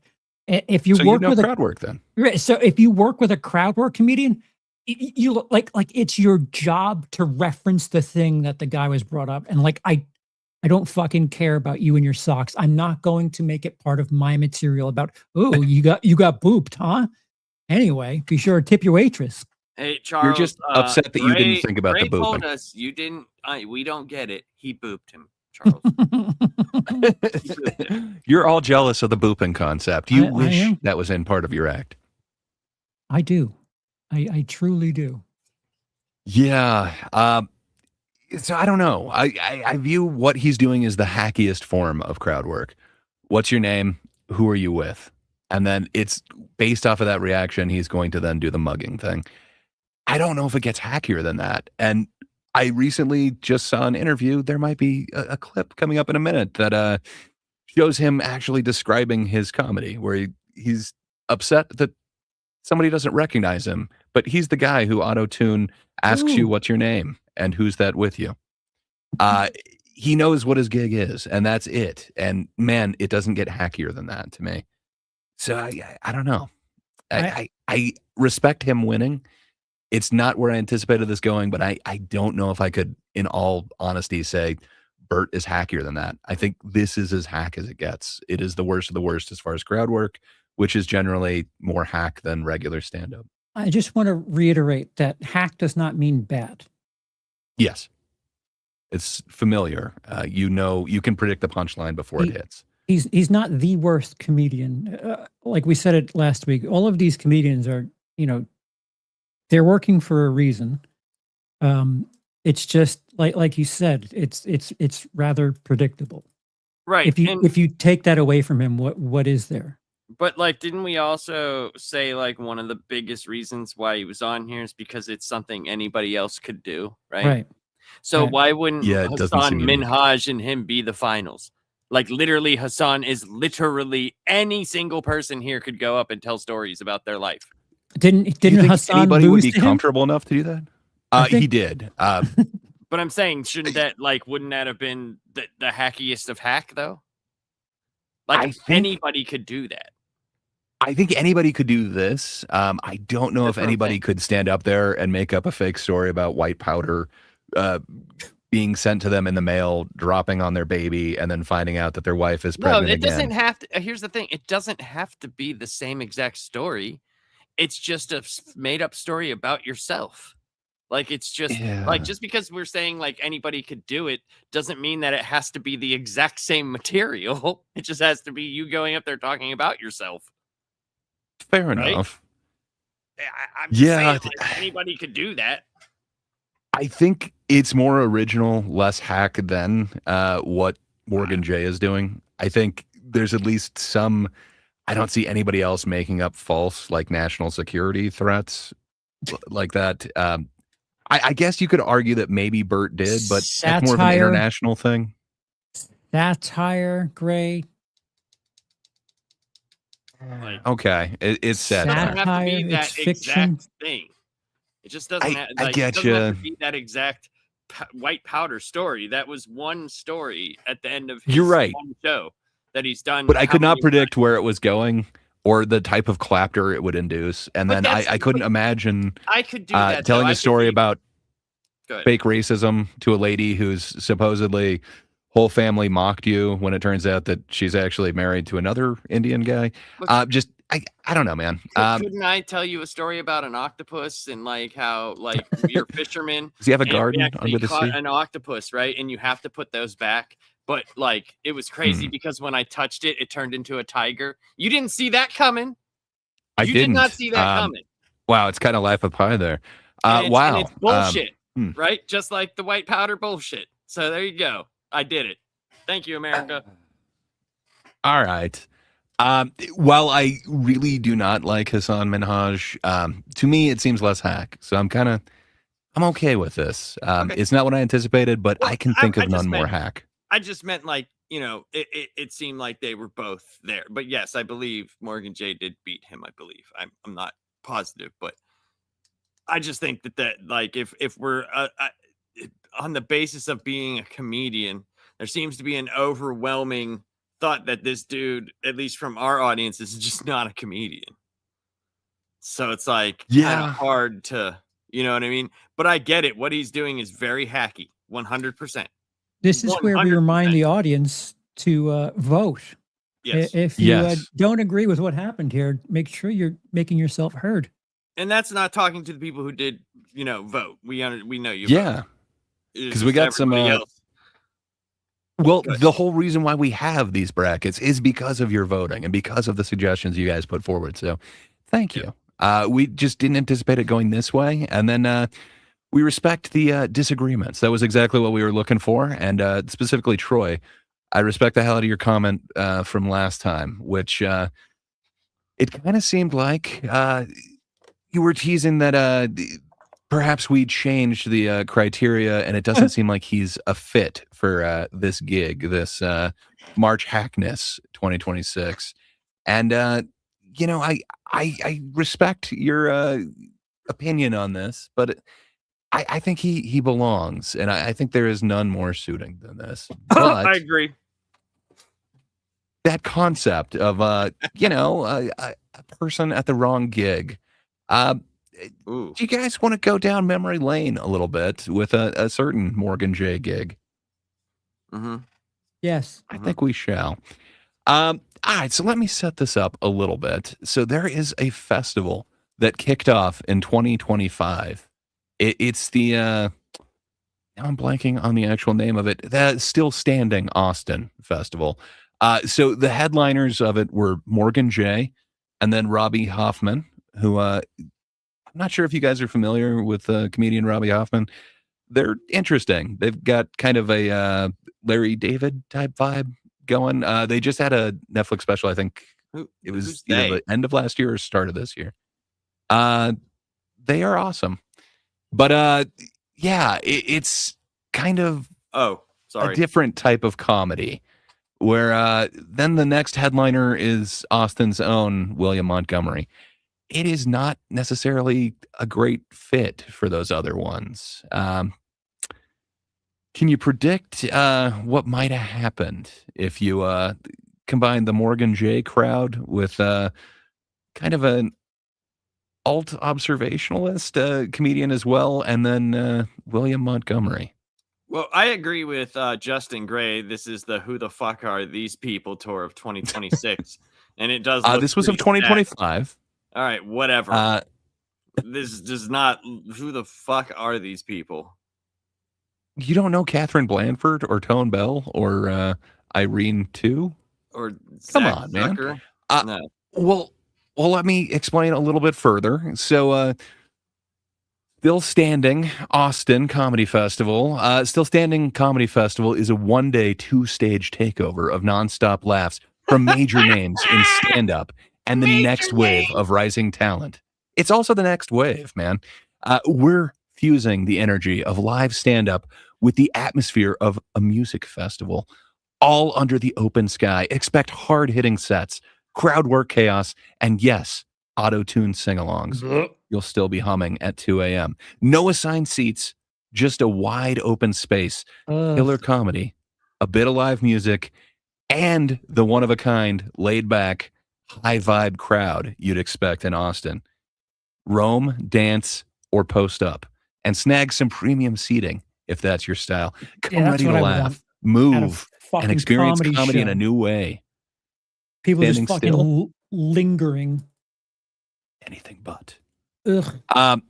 Yeah, so I didn't want to grab the whole blurb, and then I couldn't stop reading it. So yeah, that's kind of how it was billed. Did you guys hear anything about the Still Standing Comedy Festival? last year?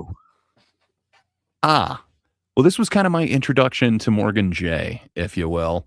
I hit the wrong button. I just full screen this instead of taking it off. There we go. Yeah, good times. I guess let's get right into the thing. So, yeah, there is no actual footage from beginning to end of William Montgomery's set, but it didn't go well. These crowds weren't really similar. Charles, you did comedy quite a bit. Did you ever do any of the concert comedy combination gigs? No.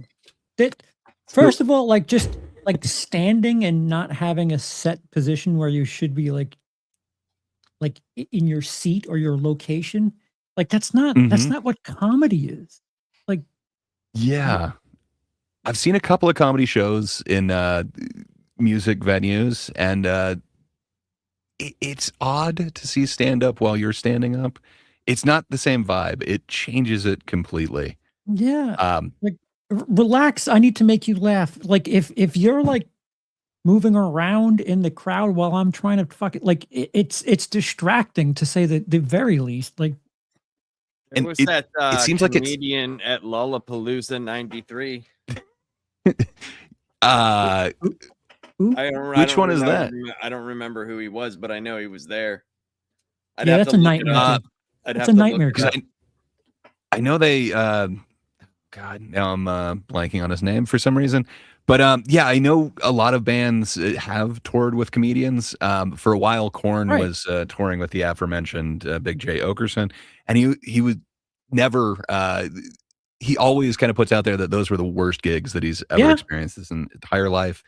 Yeah. I know when I saw a couple different bands, they had comedians open for them. The one time I saw ICP, they happened to have, I think his name was Yucko the Clown. And oh my God, the audience just did not stop throwing shit at him the entire time that he was on there. A music crowd is not there to see, comedy. They're not like, okay, everyone pipe down. Let's stop talking. We need to actually listen right now. I don't. That's remember. not Good. Sorry. And then I know Bobcat Goldthwait, who was opening for Nirvana for quite a while. He also has a whole bunch of horror stories. And it was basically kind of going to battle against these crowds. I've never done a comedy show that then brings in music, but man, that's got to be interesting. That's kind of different. I have I've seen a couple of comedians who had like a jazz band opening for him or something like that, but I don't know. Charles, as a comedian, would you want to do a music, what do they call it? A music festival like comedy show? No, no, no. I like the infamous Bill Burr thing, like that Hmm. that festival of comedians was just like open air. I don't know what it is about doing stand up outside too. Like that feels odd. I don't know what it is about being outside. Um, Yeah. I can't put my finger on exactly why that's a terrible Well, idea, but I would hate it. comedy works best with low ceilings, not the Yeah. lack of it. Like, I don't know. It Even needs to be then, to intimate. get, It really should be an yeah, intimate thing. which the opposite of that would be having kind of, a stadium PA or Right. something. Because if you don't have a roof, you've now got to amplify so much louder. Generally, for every wall, it gains about half the volume. It's crazy to try and do comedy outdoors. Just that Yeah. takes away all of the intimacy. There's Uh, something about doing like arena gigs where a lot of comedians will have like a circular stage and they're kind of like talking to all of the crowd. There won't be a back, but they'll like have this circular thing where they're kind of moving around. The inverse of that is like, having everyone else moving, and I don't know. It feels like if the crowd can roam, their attention isn't on you. Hmm. Well, I guess we should get into it. But so the way that it was supposed to happen is there was a hip hop band that went on, and then it was Hip-hop supposed to be band. William. Well, I don't know the name of them, and I think it's the one that had an actual drummer. So I should have looked at who the opening act was. I just know it was some sort of group that was either rap or hip hop. Uh, there were some cool bands on this gig. I don't know if that makes crossover with it, but literally the same stage that William Montgomery's about to be on was just a band. Then it's William Montgomery for a half hour, then Robbie Hoffman for a half hour, and then it's an hour of the one, the only Morgan J doing his auto-tune crowd work. So yeah, this is kind of how it went from there. Spoilers, it didn't make it to an entire half hour. There is no 100% footage of this show. The only things that we have are kind of fan recorded, just clips from their phones. So this took a minute to get together, but yeah, here's how that gig went down. How's it going, Austin, Texas?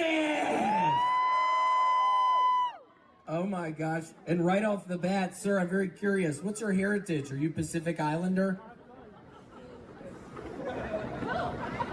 Okay, let's keep moving. Fuck! But Austin. So I know I'm killing the momentum there, but he has so much of it. I know, so much momentum there. He kept doing this callback where he kept pointing out different people in the audience and saying, "Are you a Pacific Islander?" For some reason, that was his go-to this night. I think I cut out like 4 or 5 references to it, but it kind of keeps going. But that kind of led to this fun exchange coming up here. And it really is so nice to be here tonight. No, sir, you didn't fucking tell me. What's your heritage, sir? Huh? Hello, my name is William Montgomery, and I'm thinking about adopting Ja Rule. Okay, that's my best joke, so sure. So I obviously got the recessive gene, but the interesting thing is both of my parents are black. God, are you gonna laugh at any of this shit, bitch? Right next to the fucking Pacific Islander guy. Dude, why aren't you telling me? A white woman is suing a fertility clinic because she gave birth to a black baby, and weirdly enough, the exact opposite thing happened to my mom. I swear to God, she sees me come out, and she goes, "Oh, hell no!" I love how Russia is like, "Hey, we used to own Ukraine." Okay, cool. I used to own Beanie Babies, but I'm not going back to my parents' house in Memphis to dig them up out of the backyard. So again, I know I'm ruining the momentum here. There's so much momentum building, but somebody kind of yelling at a crowd like that. I don't know if that goes well with the whole auto-tuned. Dude, well, what's your name? Hold on. Like, if This he were just isn't opening funny, for though. Bill Burr, would it would be the same response? I don't know if it would. So I'm this not, is I'm in not putting this on Austin. Morgan J. I'm sorry. I'm not either. So right now, we're still in the beginning parts. We're just ramping up. He I'm not opens putting this with- on Morgan J, but there's a couple of chuckles. He opens with, "Are you a Pacific Islander?" I think that was the second thing he said. But then he said the Ja Rule joke, which is kind of funny. It made me chuckle. Why though? He had a prologue. He had jokes that weren't really jokes before introducing himself. He had a cold open. Yeah, it's a festival gig, man. You know. I Fair don't enough. think it, like, name me the comedian he opens for to That this just kills right. nobody. It would go well in front of either Tony Kill Hinchcliffe Tony. or Joe Rogan, I think. Kill Tony. I think so. But I think they've got a built-in crowd that this works really well Yeah, in front of. I'm sorry, Austin, Texas is not Kill Tony comedy. Like, there's other people that enjoy comedy. Jaden puts out there that he could have opened for Michael Richards. Fair enough. I think, there is a similar style to that. I'm not saying 10 out of 10. I am saying I'm definitely biased on 9.5. this. I'm a William Montgomery fan. So I like a lot of his jokes and the fact that he is just going full William Montgomery to this crowd where, they're expecting to be serenaded with auto-tune. They're not expecting to be berated and questioned as to what their ethnicity is. We don't know. Like, we don't know about the other people that were before him, though. Were they all auto-tuned? No, there can only be one. It's in the writer, man. So was that like, did every single person bomb like this is? No, but I'm saying nobody has this energy. So if you kind of think of like a Larry David type delivery, that's really what Robbie Hoffman reminds me of. So this is going to be followed up with like kind of dry, not a lot of emotion going into things. William Montgomery blurs the line where you don't know if he's serious or not when he's like, Yes. why aren't you laughing at that? Which it's an experience, man. And I'm here it's for it, not but funny. these guys were not. Like they're not laughing because they don't disagree. understand. They feel like they got hit in the face with a train. Yeah, but is it also that it's just not funny? That is that, right? It's subjective. It is correct? subjective, and for me, it is funny. But I understand if it's concerning to others. But like, this is just the saying beginning, someone my doesn't friends. The wheels but- are still on. Right. I The understand. wheels fall off. Oh But my God. I understand that, like, saying like someone, but it's subjective. But telling someone that they don't understand why this is supposed to be funny is, I think, I'm not telling you fair. why it's supposed to be funny. I'm saying telling you that I I'm saying find it it's- funny. No. That's not. I'm not saying you in general, not you. I'm just saying the general populace of like, well, you didn't get it. You didn't get why this is funny. I think that's a very like lib interpretation of a With guy all due yelling, fairness, a guy who just yells random shit at you. I'm Seemingly random. going to adopt Ja Rule. Oh, okay. Hey, he's thinking about it. I find that a funny joke, man. But is it a joke? it is. Or it's just a I don't think he's statement? actually considering it. Of course not. But that's I did edit this down quite a bit. So he is supposed to do a whole half hour. He ends up doing about 15 minutes. Oh. That's too much to actually put into this. So he does have a stretch in the middle where he's doing a bunch of the jokes that we have gone over before, and they go over relatively well. I did cut that out of there. We're not going to see that smooth middle. We're only going to see the rough parts. William Montgomery smooth middle. You're not going to see the soft underbelly on this one. Okay. Instead, No one we're just remembers going the with the rough smooth middle. edges. No, I only know the but rough ending. the wheels are about to fall off, and Yeah. I wanted to point out that he keeps referencing this Pacific Islander thing. I had to cut out a bunch of them, but he does it a bunch more times than this, but it affected the audience. So I think we're still within the first 2 minutes of this. Still nothing out of your ass, bitch! bitch. And sir, are you with this lady right here? Y'all two are together. How much would I have to pay you two for y'all to come back to my room after this, and the Pacific Islander guy and the bitch not laughing are going to be having sex in my bathtub? What would I have to pay you two? Free. Garbage. So, don't have the beginning of this, but yeah, at some point, a guy from the audience did not like it, walked up on stage, kind of took the mic from William, and then called him garbage. And then this is the interaction that happens from there. No, you're totally fine. No, go, let's go. Awesome, right? It's awesome. Garbage, bro. Garbage, bro. Get out of here. Yeah. This is now like 3 minutes into the set. How'd they let him get that far? That's kind of scary. I'm sorry. That guy that kicked him off wasn't even Taylor, security. So this is so incredibly awkward. Okay, let's keep moving after that. I feel like Pepsi comes out with a new flavor every month. Maybe they should just come out with one called Coke. Uh-huh. Okay, got some laughter on it. Ma'am, I'm curious right here. Are you Pacific? So I did cut out a chunk. He did have the Iditarod joke, and there were like 3 other ones that we kind of went over in the last compilation where you're like, those are okay jokes. It was not his best delivery on any of them, and they got tepid chuckles at best. The Pepsi joke is my toothpaste joke, but different. Yeah. You know my I hear toothpaste you. joke?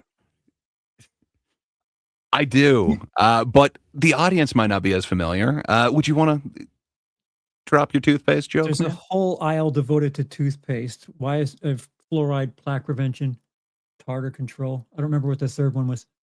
Why can't they make a toothpaste we could all relate to? Toothpaste that doesn't make your orange juice taste like shit, which is similar. I don't know. It could be. I don't know if I worked on it hard, like he did. I don't know. Toothpaste. A misdirect could be like meth flavored toothpaste or something. But it's very samey. Like it's not exactly the same, but it's similar. Yeah, I'm not calling he him a got thief a or tepid anything. chuckle with it. Yeah. No, but I think that's about the best that he could get from this crowd. And then he immediately goes from kind of a tepid chuckle to, again, the Pacific Islander thing. Like, I don't know why he hammered that home. When I saw him, it was that he's going to be selling Percocet in the lobby, but that's kind of one of the things that he does is he fixates on like one thing and then he keeps going back to it every couple of minutes. That is one thing that I've noticed from watching multiple of his sets. It's never really the same thing as far as I've seen, but so he doesn't still sell Percocet, is what you're saying? I'm not sure. He might have moved on from that, but because maybe I will open for him then. Well, he talked a big game. I didn't see the wares, but yeah. So I cut out a little bit of the good, but yeah, the wheels start falling off again. What's your heritage? Filipino? So I'm right, bitch! Damn, bitch! God, somebody kill this woman! Jesus. Okay, where am I?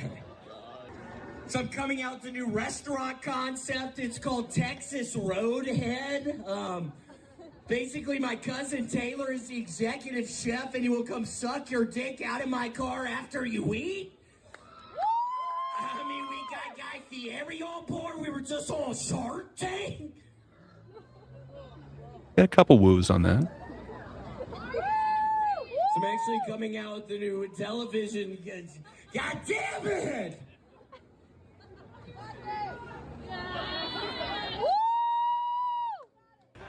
Throw that tomato. So I started taking weed Viagra, but the only problem is whenever I smoke it, my eyes get hard. And y'all just need to buckle in, because And sir, what's your heritage? Are you Pacific Islander, the dark-skinned looking guy right there? Yeah? Let's keep moving, the fucking nasty looking slut saying that to me. Damn, bitch!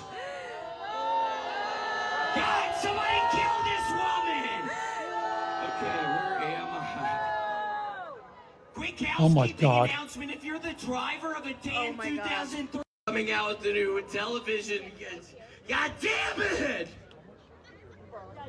Oh my God. This is hard to watch. Yeah. This is a weird rumor, but I heard the Aaliyah plane crash happened because the pilot tried to ghost ride the whip. Topical. Okay, I was a little worried that one might not do good in this. Oh my God. It's in the front.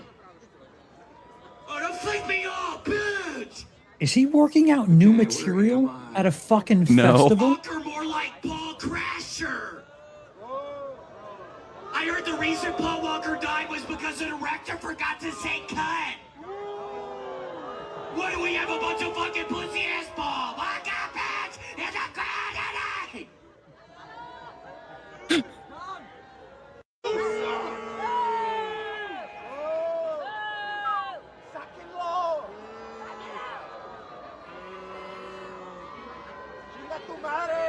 Well, Austin, it has been a wonderful pleasure. Thank you so much. Ed, I think the worst set I've had in years on. So yeah, there is about 15 minutes that he was on stage. I think there's about 10 minutes of it that I could find clips of. That was only about 5.5 minutes. I know it felt like it was a lot longer, but yeah, it's really tough to watch. There was a middle section of it that there were a couple chuckles. You could kind of hear the end of that, but I don't know, man. If you're off, you're not doing well, and then somebody charges the stage, can you see any recovery from that? I don't know, man. I just think that would throw me off my game worse than I already was. I don't. Was he on his game prior to it? I don't think he was. I don't think there's any winning over this crowd, but like, I'll agree with that. I don't know, man. This goes back to my thing where this fucking Kill Tony home, like this home field advantage thing where it's like, I'm in Austin, I'll just do my Kill Tony shit. Where it's like, hey, work the road, because bringing a pad on stage to a festival gig, like, what are you working material out for?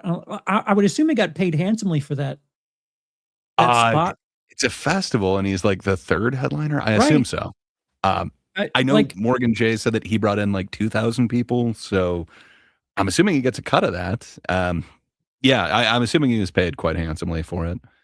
But yeah, as Justin kind of points out, this is kind of the opposite of the Burr Philly incident. He does not win over the crowd. He kind of had some interest and then just completely lost it by the end. Just, man, there was talks of tomato throwing and just seas of booze. But yeah, I wish I had kind of more of a cohesive single shot of that, but I had to take it from like 4 different TikToks that all kind of showed their experience. But okay. Well, let's hear what Bridget Machine has to say about it. This is what he had to say just after it. Saturday, I did this outdoor comedy festival here in Austin. Dude. Oh yeah, and it was horrible, Grant. Why? Oh my gosh. It was, so I go up, there was some rap group up before me, which sometimes I've done it in the past where you mix music and comedy, and in my opinion, that does not mix very well because it's like a crowd. If it's a crowd for the music people, they're not going to be liking the comedy. So I go up there. I don't know. I'm trying to think of any time where it has worked. I honestly can't. I don't know.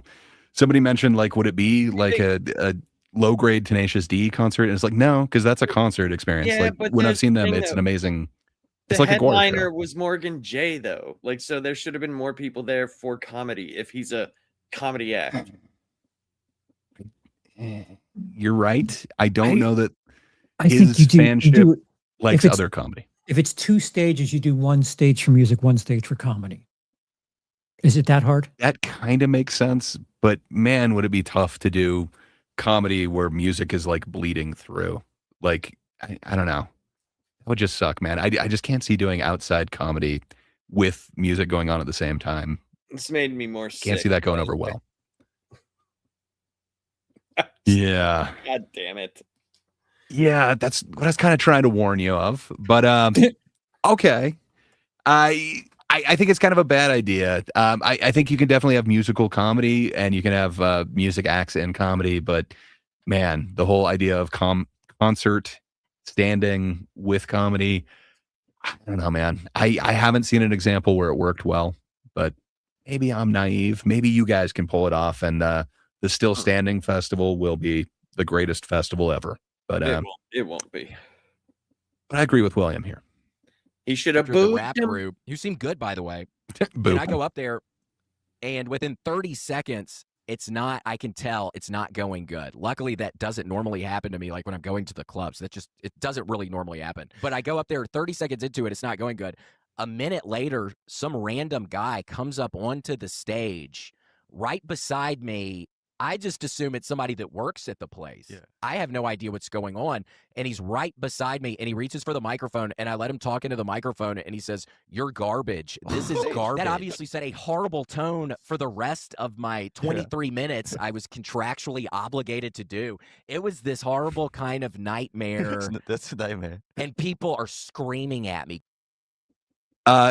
Charles, did you ever have the contractual obligation of you need to do exactly so many minutes or anything like that? Have you ever contractually? Yeah. No. So I've had that experience. It was with music. When we were doing like headlining gigs, nobody knew who the hell we were or anything like that. So they had like some sort of stipulations as, okay, you need to play for X amount. Usually it was 30 minutes. Sometimes it was 45 minutes, but you had to hit that amount. So even if you're bombing, you can't just like leave. You've got to fulfill that. It sucks, man. I have been in some really shitty gigs where it's literally like us doing, there's one audience member and the rest of it is just like bar staff. It sucked so bad. But you can't do less than that. You have to finish the 45 minutes. Yeah. No, I've had sets where I'm supposed to do 15, and by minute 3, it's like, I don't want to be here anymore. This is bad. I'd like to go home now. I guess we've definitely bombed before where we were able to like quit, but it seems like something, and like we still get the whatever $50 that we were promised for the gig or something like that.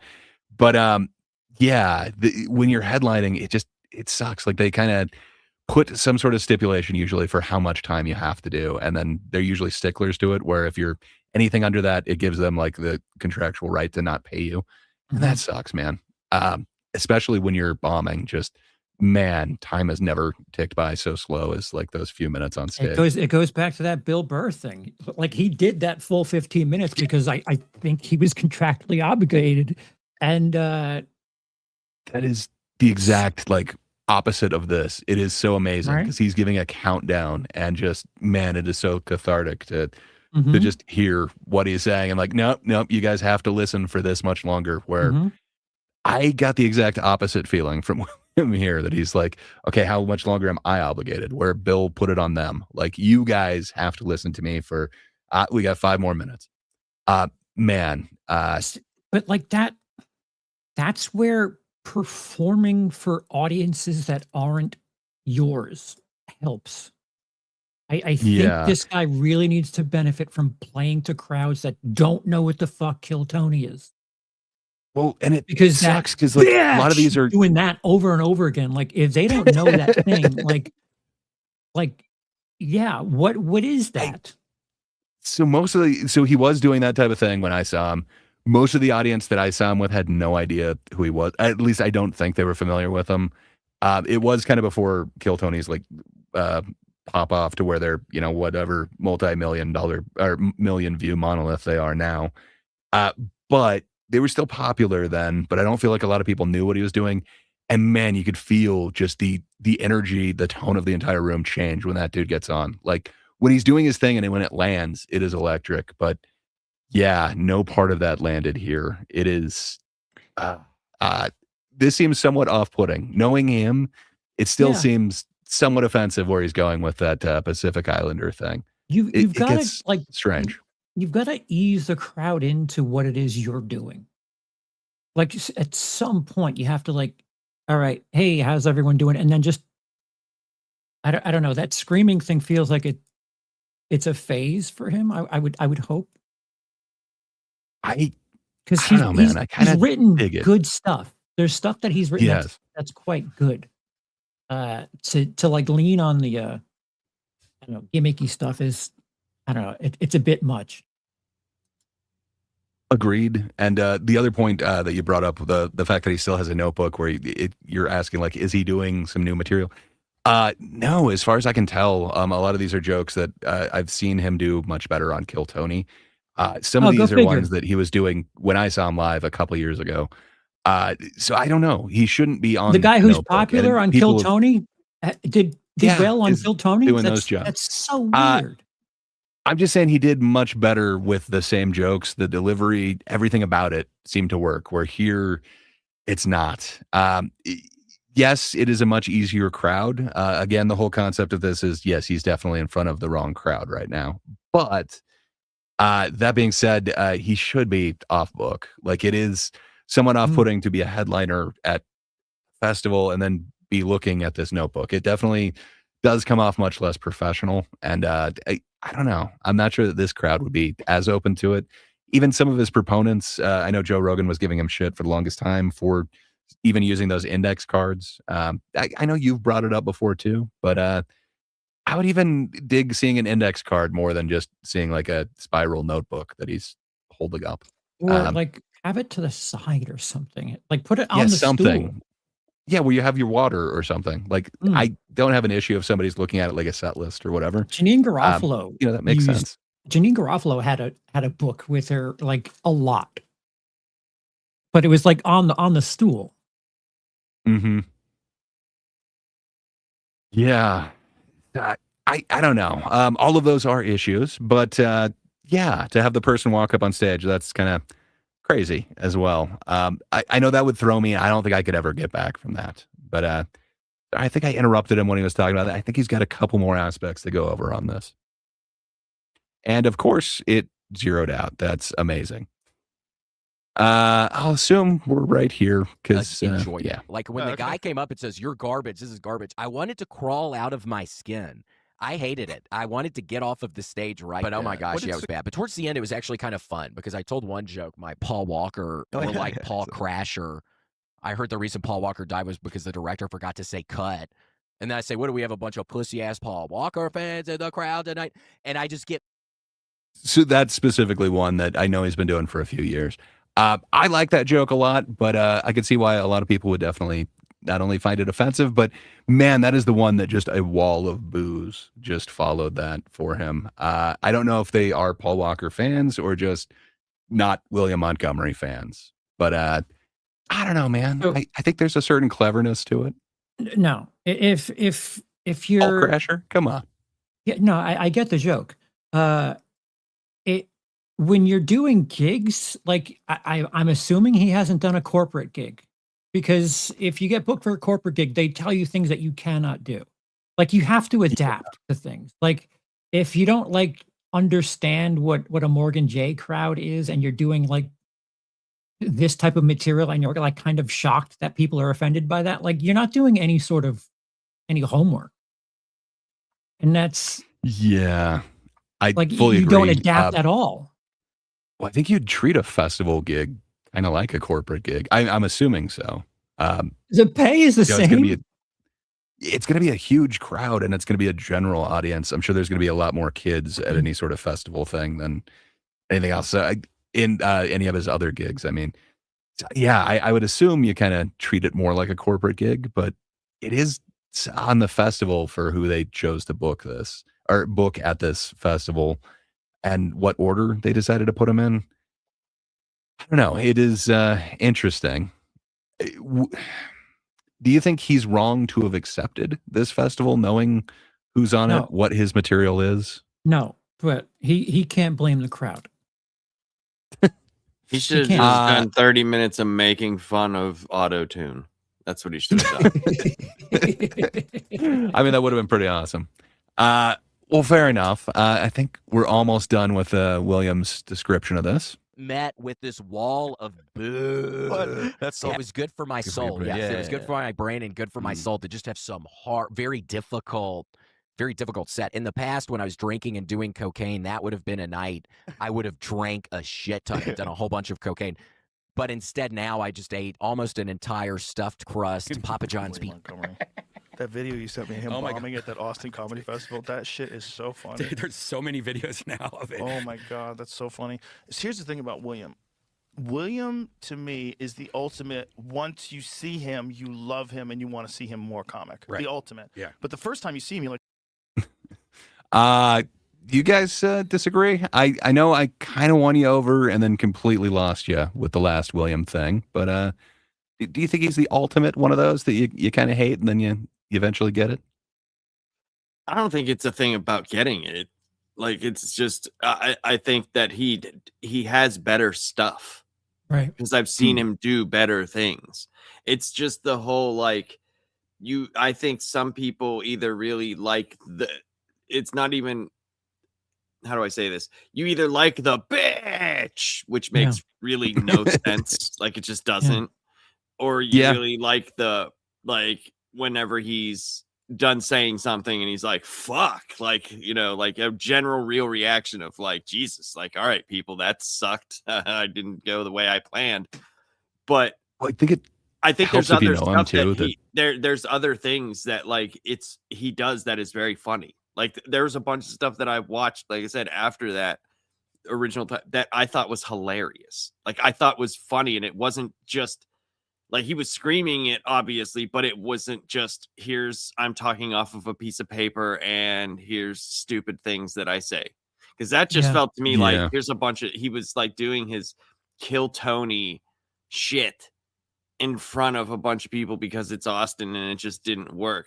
Because I've seen him do other non-Kill Tony stuff. He's written good stuff. Did it the same way. Still did it the same way, but it was different. It was completely different. And I was like, oh, that's funny.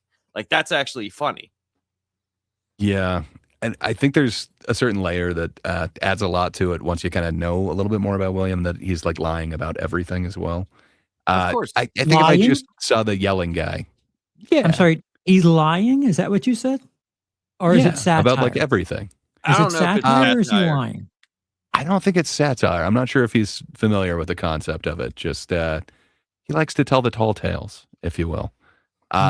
For him, I would go with the liar thing, but I think he's comfortable with that I label. don't like that word. Okay. It's comedy. They do exist. They do, but we're blurring the line of what comedy is. It not very. I mean, look at comforting. his premises, though. Are they really comedic premises? Like, I think so, man. He was thinking of adopting Ja Rule.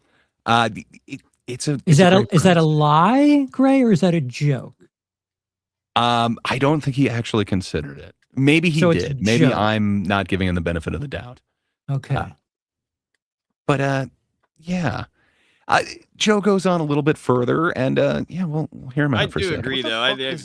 like Brody Stevens. When you first see Brody, you're like, what? Oh, sorry, man. What do you agree with? I do agree with Charles in the sense of, like, it's comedy. Like, I'm just playing devil's advocate. I don't really care if they, like I said, the only person that I've ever was like, fuck this dude, was Bert, because he did it in real life interviews and would like say, no, I did this thing that he obviously did not do, like, and it's like, you lived such a crazy life that you should like just talk about the things that you did do. Like when you said you could run a marathon in front of people, and people are like, there's no way you fat ass can run a marathon. And then he ran a fucking marathon, like stuff like that, where he doesn't have to lie about the stuff, but he does. Yeah. And he doubles down on it in real life. That's different, I think, than just telling ridiculous shit on stage. I don't really look at that as lying personally. So I know exactly what you're saying. I haven't felt that feeling towards Bert, but Hassan Minhaj, man, I feel that same feeling towards him. Like he had his special Homecoming King, where it was all about how this woman rejected him because of racism, and she was just bigoted, and she ruined his entire prom. where it turns out all of that was fake. None of that was true, but he like doubled down in a bunch of different interviews. And then he did the same thing for, I forget what his last special was called, but anyway, about the white powder thing. But he doubled down that all of these things actually happened. And then it came out when they were trying to do like an interview with him that actually we've been investigating all of this and there's no record of any of this. Can you explain it? And then he just kind of went silent. To me, that seems a little bit more egregious than the Bert thing. I think the Bert story. No, not just the machine. I'm talking about everything that he does, dude. Like there's stuff that he's lied, like literally just straight up lied about in his show. And his and then he doubles down on it. Like there was a one of the Sober Octobers, I can't remember, that they did on Rogan when I used to listen. And Joe literally took him to task. Like, you did not do this. You did not do this. Yes, I did. Yes, I did. Yes, I did. And he's like, no, you fucking didn't, dude. Like, you did not do these things. Like, that's, I think, where I'm coming from. That part. But like just telling jokes like William Montgomery, I don't look at him as like a liar or anything. I just look at it as like look how he's talking there. Like he's not that person that he is on stage. That's obviously like a gimmick, you know? Justin brings up that Bert also used to sell his lies to Jay Moore. True. There's a Tracy Morgan PCP lie. Fair enough. So Red Band has brought up Stephen Brody Stevens. I don't think you guys are too familiar with him. Unfortunately, he was Brody Stevens. I know. Yeah. Are you familiar? Oh, nice. I love me some Brody Stevens. At some point, we should kind of do a retrospective look back at Brody because, man, I found that dude hilarious and super unique in this weird way. Yeah, and it's just sad. He was on Kill Tony in the beginning, story, but it sucks, dude. Like, I think he would be huge now if, the platforms that he was on, like Kill Tony, was the size it is now. I think if people got to see him, that personality would have just taken off. Yeah, he but was good. He was awesome. But yeah, I think they're gonna kind of compare Brody and William right here. What the fuck is he yelling Exactly. He's really the most similar guy to Brody that I know. Yeah. And they're both weirdos. Yeah, You know? yeah. William's such a weirdo. But he's a great guy, just like Brody was. But Pat and Dan, they fucking love him, man. He's got so many fans because he's so unique. He's so unique. But you got to But out he was talking about the Black Keys Right. again. And don't have him open up for you if you're, what's that, Morgan J? Who is he opening up for? He's like, who's that guy? That guy's so, is that a girl or a guy? I have no idea. I don't know. I just saw the clip you showed me. Yeah. I didn't see anything else. I think it's that guy that goes into the audience with an auto-tune microphone, that's really popular for some reason. Like See, I'm so old. Me too. I'm so old. I'm out of the loop. I don't know what these kids like. Yeah, Morgan J. Who's Morgan J? I find out about artists, and when I find out about them, they have 20 million Instagram followers. I'm like, okay. That's who, that's who it is, Morgan J. And he has 5.2 million followers, and his whole thing is like he just goes into the audience he's not really a comedian. Like he's more of a performer. He just goes into the audience and talks to people. Like he does crowd work. That's pretty much, and he's like one of the biggest stars right now. Like it's crazy. Well, people like crowd work. That's why they like Matt Rife. Like he does a lot of crowd work. He's sexy, man. Sexy too. Both things, but it's also the crowd work. Tell me I gotta go and kill someone. Fair enough. Perhaps I don't know if Morgan J could compare to Matt Rife. I haven't heard the sexy allegations there that it's just women who are attracted to him. So there's got to be some talent there, right? Matt Rife at least gets the whole he's just a pretty face thing. I don't know. Does that mean that Morgan is more talented than him? Not sure. No, I've heard Matt Rife tell jokes. Fair enough. I don't care for Matt Rife, but I've heard him tell jokes. I have yet to hear Morgan J tell jokes. There's a couple of jokes. You might be interested in the way Morgan kind of describes everything here. Oh, it's kind of jokey. I bet you this will turn my whole thing around. I've always said I just don't think I would do well on Kill Tony. You snappy? I'm not like that snappy like that, but I just don't want to run into a situation where either I'll do incredible or I'll do very badly. There's only two options that can happen on Kill Tony. They're gonna love you or hate your guts. Yeah. But then again, I don't know if my audience overlaps heavily with Kill Tony anyway. I don't think so. We saw that with the William appearance. We should chat about that, right? I mean, here's the thing. I don't know what the internet was saying. Like, I thought it was great. I know William, and I think people that know William enjoyed that. And that was happy to meet William. I had seen William the first time I had seen him. A viral clip was going around TikTok of him yelling like, "I'm not gonna get off. I'm not getting off." And they put like emo music underneath it, and it was so funny. And William did William, and I think that fault would lay on whoever booked the festival Yeah. to know, okay, Morgan J is the headliner. Yeah. Let's get comedians around that. Like when you book somebody from Kill Tony, it needs to be comparable comedians. It needs to be somebody that's in that realm that has that. I don't know. The way I would, if I was the booker, I was trying to go through there thinking about it, and the way I thought about it was like, okay, we have this dude who's selling a lot of tickets to Morgan, and then let's get a local, like legend kind of big comic out here, right? Because he's like a staple in the Kill Tony community, and Austin community, and between the two of them and some other comics, you could probably get a big audience, you know.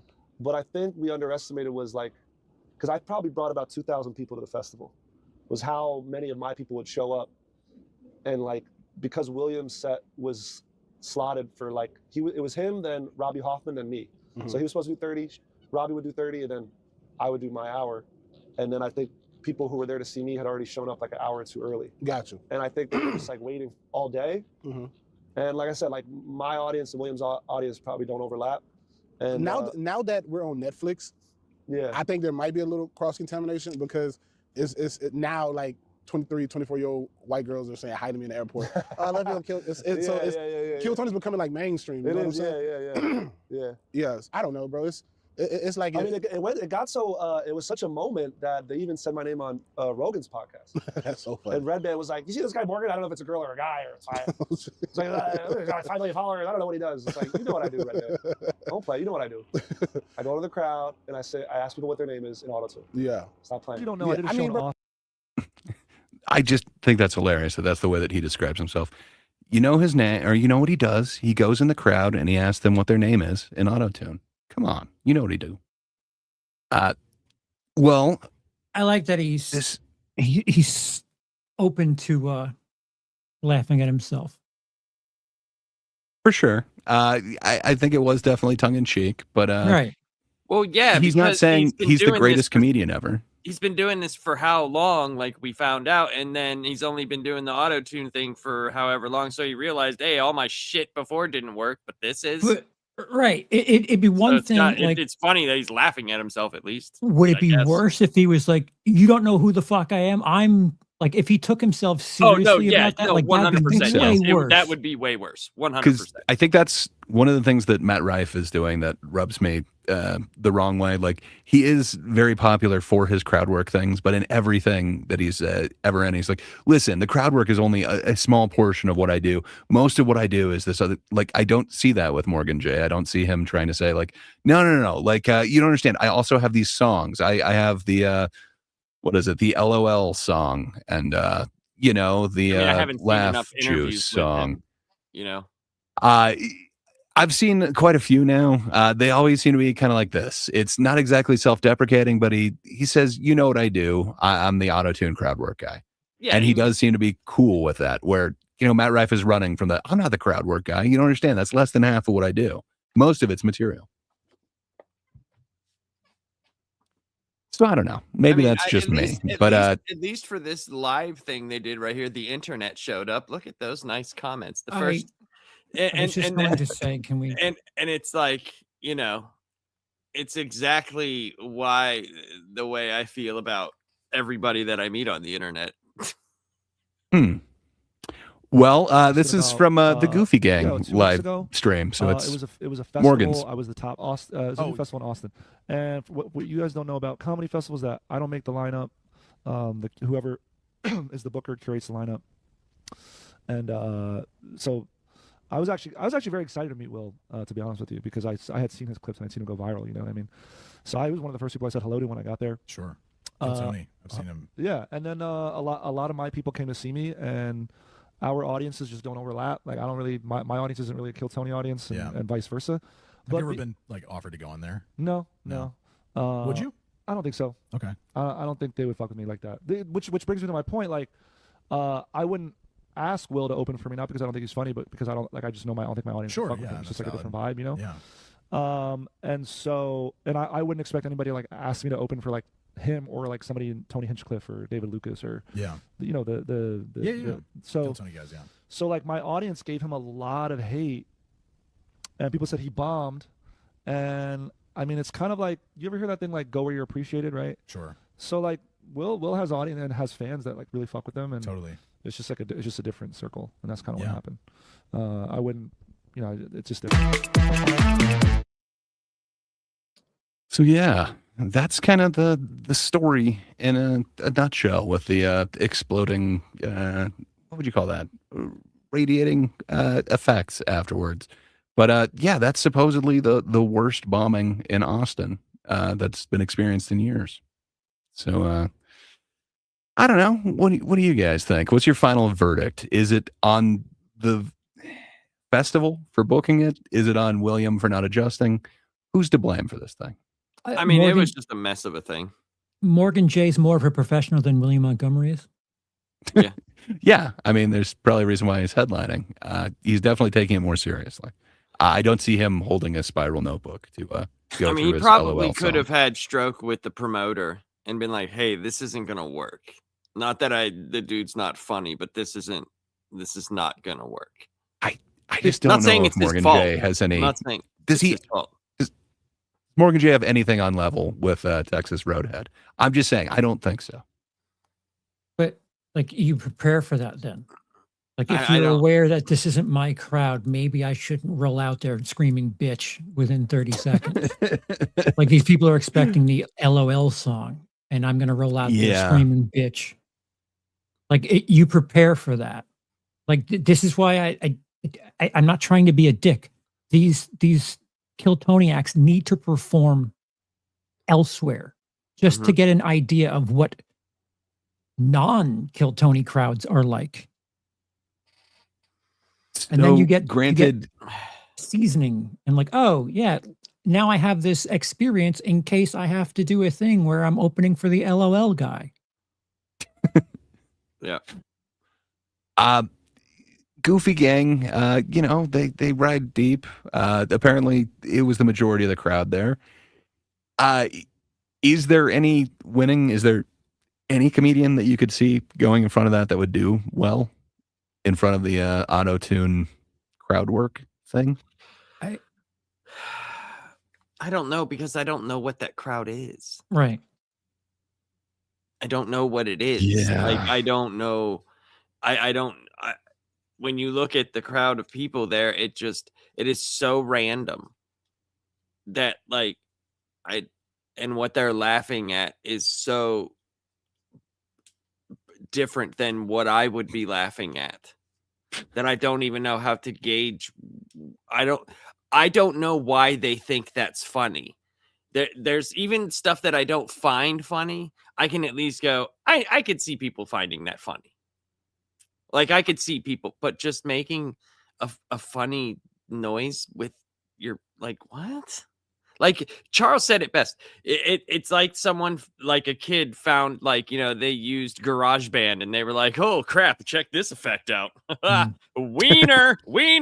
You know, like, it's like that. It's literally, and I just don't know how, me personally, I don't know how much staying power. I never would have thought that would have staying power enough for someone to make money off of it. You could listen to George Carlin's 7 Dirty Words. You could listen to that multiple times. You can go back and be like, oh, I need to hear that well-crafted material.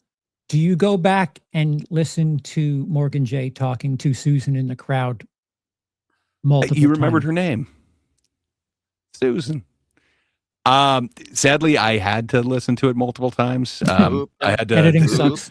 watch a few videos, and then it's selecting which clips, and then, hey, I remember her from earlier. I have no desire to ever hear that ever again in my life. That's the way that I feel about most crowd work.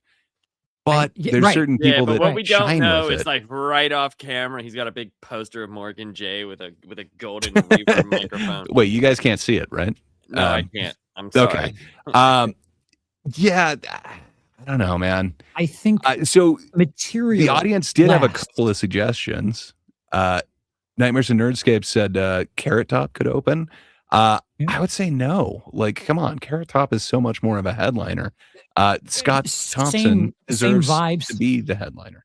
Same That's vibes. true, I hear same ya. Vibes. Like, And then Jaden brings up the Wiggles, and all I can say is, how dare you, sir? Fruit salad is so much better than anything Morgan Jay has ever done. And if you've ever caught the cover that the Wiggles do of Elephant, it is so amazing. It's a Tame Impala song, and all I can say is artistically they have done so much more than Morgan J ever could. Did They you would just say deserve to headline the gig. If we caught the cover from the Wiggles. Oh yeah, you're not familiar with the Wiggles cover of Tame Impala's Elephant? Oh dude, you gotta hear it, man. Fruit salad. Yummy, yummy. So anyway, Carrot Top with auto-tune. Oh my God. You're right. Nightmares and Nerdscape. That is money. We're all missing out on it.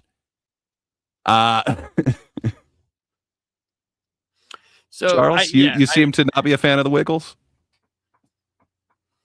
Okay. Ryan has a good point.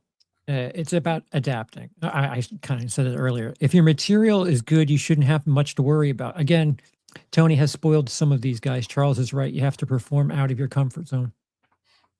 And I agree. Go to something, even if you can, because of the Tony thing, if you can headline, that's a little bit different. If you're doing your own show, like even if you go to somewhere else, people are coming to see you because you're the headliner.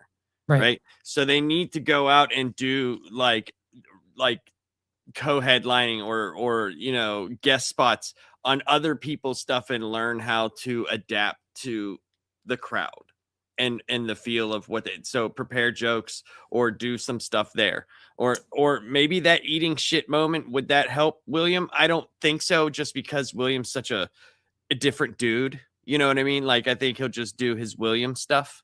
Because it works for him and what he does. I think performing in the safety of Austin, Texas doesn't help either. Like it's a right. festival gig. He does go outside of there, but I'm saying but a festival gig, right. It should be something of a special occurrence where it's like, oh shit, like this dude's headlining. Let me see what he's about. This way I can cater the material, which did not happen. He just treated it like a home game. Yeah, it's true. So is it the wrong gig? Is that the thing? Should not the wrong gig, but like be a professional about it. Prepare for the audience. All right. And I think we should all agree that music and comedy should not be together. Just period. Right. It shouldn't be. Period. It's like I was talking about I can't remember, like I said, I don't even know if it was just like an MC, because there was a guy who came in between bands. But I went to see Tool, Rage Against the Machine, Primus, and Alice in Chains. That's who I wanted to see for that line. And there was someone on the main stage that it was before Alice in Chains came on. And there was like 15 or 20 minutes and he was doing jokes and like nobody knew what the hell was going on. I don't know if it was a comedian or just that's kill time, but there was more people like, all right, let's go bathroom or let's get water. You know what I mean? But I remember hearing, because the way that the place was set up that I went to, it's just a big outdoor like field and there's a big hill that people sit on. And then there's like a stage that so many people started coming over the hill and was like, what the fuck is this? Yeah. Where's Alice in Chains? Yeah. I opened for a guy in Kansas and he had spent like the summer opening for like a music act. And like, I have yet to hear someone say, oh man, I was a support act on a music thing. And it was great. Yeah. Not even good. Aerosmith used to do it like with guys, like it never worked. It never worked.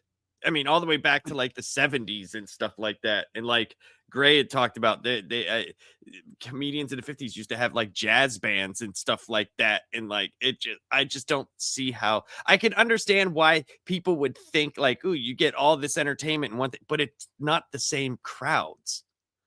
It's not the same. Really people. Not. It's really, especially really rock. Right. Well, exactly. That. Yes. That especially. Yes. There are some rock and roll comedians. I did see some cool ones, like Florentine definitely comes to mind. He was on like that metal show and stuff. But I know he did a tour where they were at a bunch of music venues. Oh, Don Jamieson wasn't the too. worst. Yeah, I think he was also on that tour with them. I've worked with Don Jamieson. But yeah, hell yeah, remember man. like old MTV where they would show guys come out and like even the crowds, like when Metallica would have like a guy, they would always be like, boo, like what? This is not, we like you as the person. And if we saw your special, it'd be cool, but this is not what we came here to do. You can't Yeah, really you didn't come there mosh to the stand jokes. silently. Yeah. Yeah, it's interesting. But man, there's this weird relationship between musicians want to be comedians and comedians want to be musicians, enough that there's like a lot of those a lot of festivals end with kind of like a comedy jam thing where they're essentially doing like a karaoke thing. I'm sure it's fun in the moment, but I don't know, man. More like That's generally karaoke. it's just weird. I don't know that music and comedy necessarily go together. Comedic music is awesome, but it's just such a different experience. If you're going there to see like a rock show, you're not going there to stand silently. I don't know. Yeah, it doesn't Retro work out. Ryan talks about Gray had talked about that already. Big J opening for Korn. He actually talked about that. Talked about it being like the hardest gigs of his life. Just nobody is there to see you. You're just eating shit every night. But apparently, that really kind of cuts your teeth and makes you able to deal with that. It's weird. Like William Montgomery was saying, by the end of it, he started enjoying it, and he thought it was a good experience. I don't know, Charles. You ever consider any of your bombing a good experience?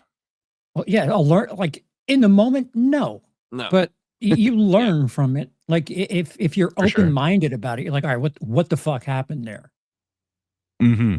I mean, there's been times where, like, I started off shitty and actually won them back. Where it's like, okay, what happened there? What was the reason that they started off a certain way, and how did I change it? And I've had gigs where I've lost them and been like, what the fuck? What did I do? And like, you look inward for, in case something like that happens again. Like, how do I prepare?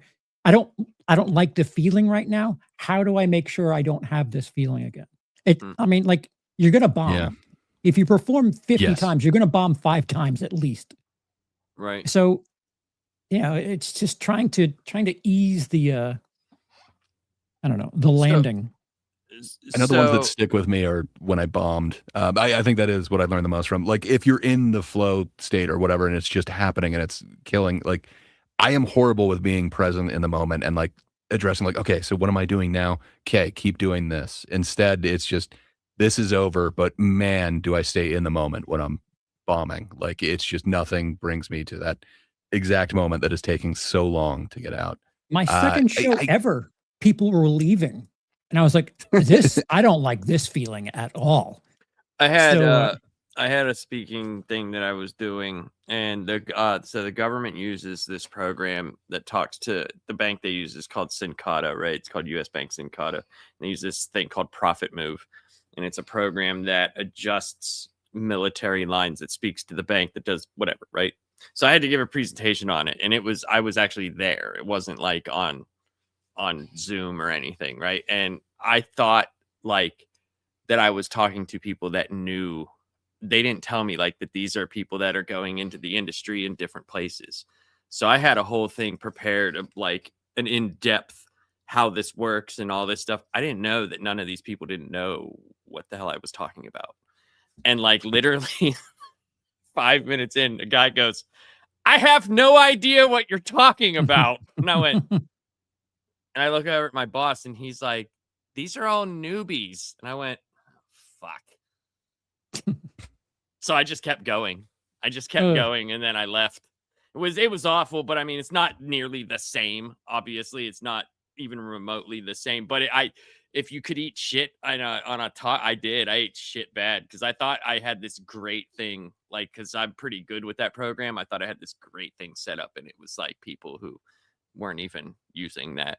It was like supposed to be an introductory to the business. I think you need to eat shit. It's like it sucks when it happens, but like you need to know what's the worst case scenario, and sometimes you'll see an even worse case than that. But just to have an idea of like, all right, what is a bad version of this? Like it sucks. Yeah. Nobody wants to do it, but like after you've experienced it, and a couple of days have passed, you'll learn something from that, and it's extremely valuable. It's the way you learn the best, to be honest. Right. By being thrown, you're having Yeah. a little bit of knowledge of what you're doing and thrown in the deep end. Yeah, That's the best way to learn. I think if you're performing in front of a crowd, you should never be too confident. Right. Like you should be on your toes a little bit. Mm-hmm. But I have I wanted to bring something up. This was a comment from Troy earlier. This could be something that we were talking about a little bit, but this could be a topic that we could do. Ooh. Troy Troy had is said, full of a lot of awesome. question, do stand-ups have to be honest? Should they be judged differently from movies or music or other forms of art? And then he says, I know we may connect more if they are honest, but is it a prerequisite? So, like, I want to explore that a little bit further. I think we all have our go-to of no, but then why does Hassan Minhaj annoy me so much? Why do so many people want to point out that Bert has fake stories? I want to explore this a little bit further. Awesome idea, Troy. We could talk about it a little. I think, like I said, the Bert thing for me, no other comedian does this for me. Like, to just being honest, like, or a story. I get it. It's not real. It's for the story. The thing with Bert though is he'll do a Netflix special, tell these things that are supposed to be jokes, but then go on Rogan's show and be chastised and be like, you did not. Why are you like? And instead of just saying, yeah, I didn't, it's for the joke. Like, he doubles down on these like outlandish things. And it's like, why do that? That's the only thing that I have an issue with. It's like, why not in the special? Why do it in real life? The special is fine. Like, okay, I get it. You're just telling jokes. It doesn't have to be a real story. But why in real life are you saying that it is?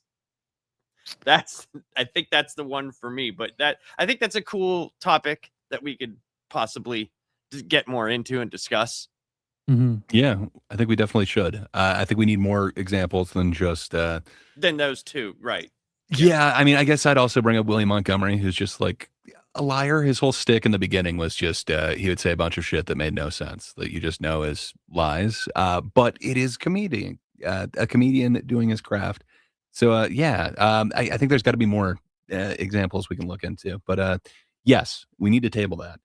But going back to the failure thing, I know it definitely taught me what questions I need to ask before I accept a gig. Before, I just would have said yes to anything because we thought, we can get in front of anybody and pay. But man, if you're in front of the wrong crowd, dude, it sucks. Literally the worst feeling is when the owner of the bar starts turning on TVs and like cranking up the game to be over your volume. Man, it was bad. We just had some guys saying like, hey, we've got this weekly gig. We can't make it this week. Would you guys want to fill in for us? And we shared a jam space with one of the guys. So we assumed it was like his metal project. It was not. So like this metal band went into a very not metal venue with a lot of locals that were not looking for it. It was a bad time, man. I realized I need to ask questions about gigs. My buddy's band, my buddy who does the music for Laps, his band is like, if you've heard them, you'd be like, okay, yeah, this is death metal. But they had a produced CD out with a record company. They were at the Hard Rock Cafe Battle of the Bands. And all of us went like our friends, And like we had one little small section that was like, yay! Everybody else was like, what is this? Where's Third Eye Blind? Because they're from Pittsburgh. And it's like, yeah, no. It was funny as hell, dude. And they knew they were eating shit and they just kept doing it. They didn't care. Those are the gigs that really kind of stick with you, though. I don't know.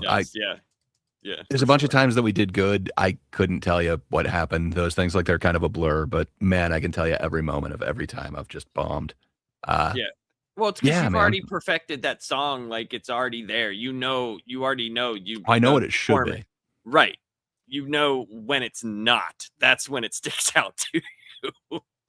It's like, damn, dude. It's got to feel bad, especially with music. Like, because that's like, you put so much emotion and so much of yourself into it, and you're expressing yourself. So it's such a different way of expressing yourself on stage.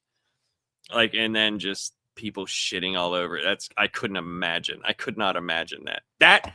That might actually be something that I would where I could get up and talk, and people. I just don't care.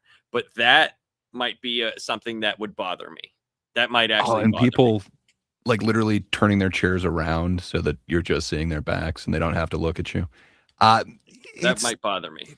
It stays with you, man. I did not finish as strong as William Montgomery did on his thing. We definitely changed it. It's like, okay, what else can we do? Like, what's the lightest song we know? Yeah, it got weird. It was not good, but that's the gig that sticks with me. I don't know. Charles, would you say you have to bomb, or I don't know? Once you get to a certain point, do you assume that bombs are a thing of the past? No, Everybody has to, right? Would you think, Charles? Or it's going to happen? I think you need to. Like, I think you need to just to have the spectrum covered, but you don't necessarily have to bomb to experience a nightmare gig.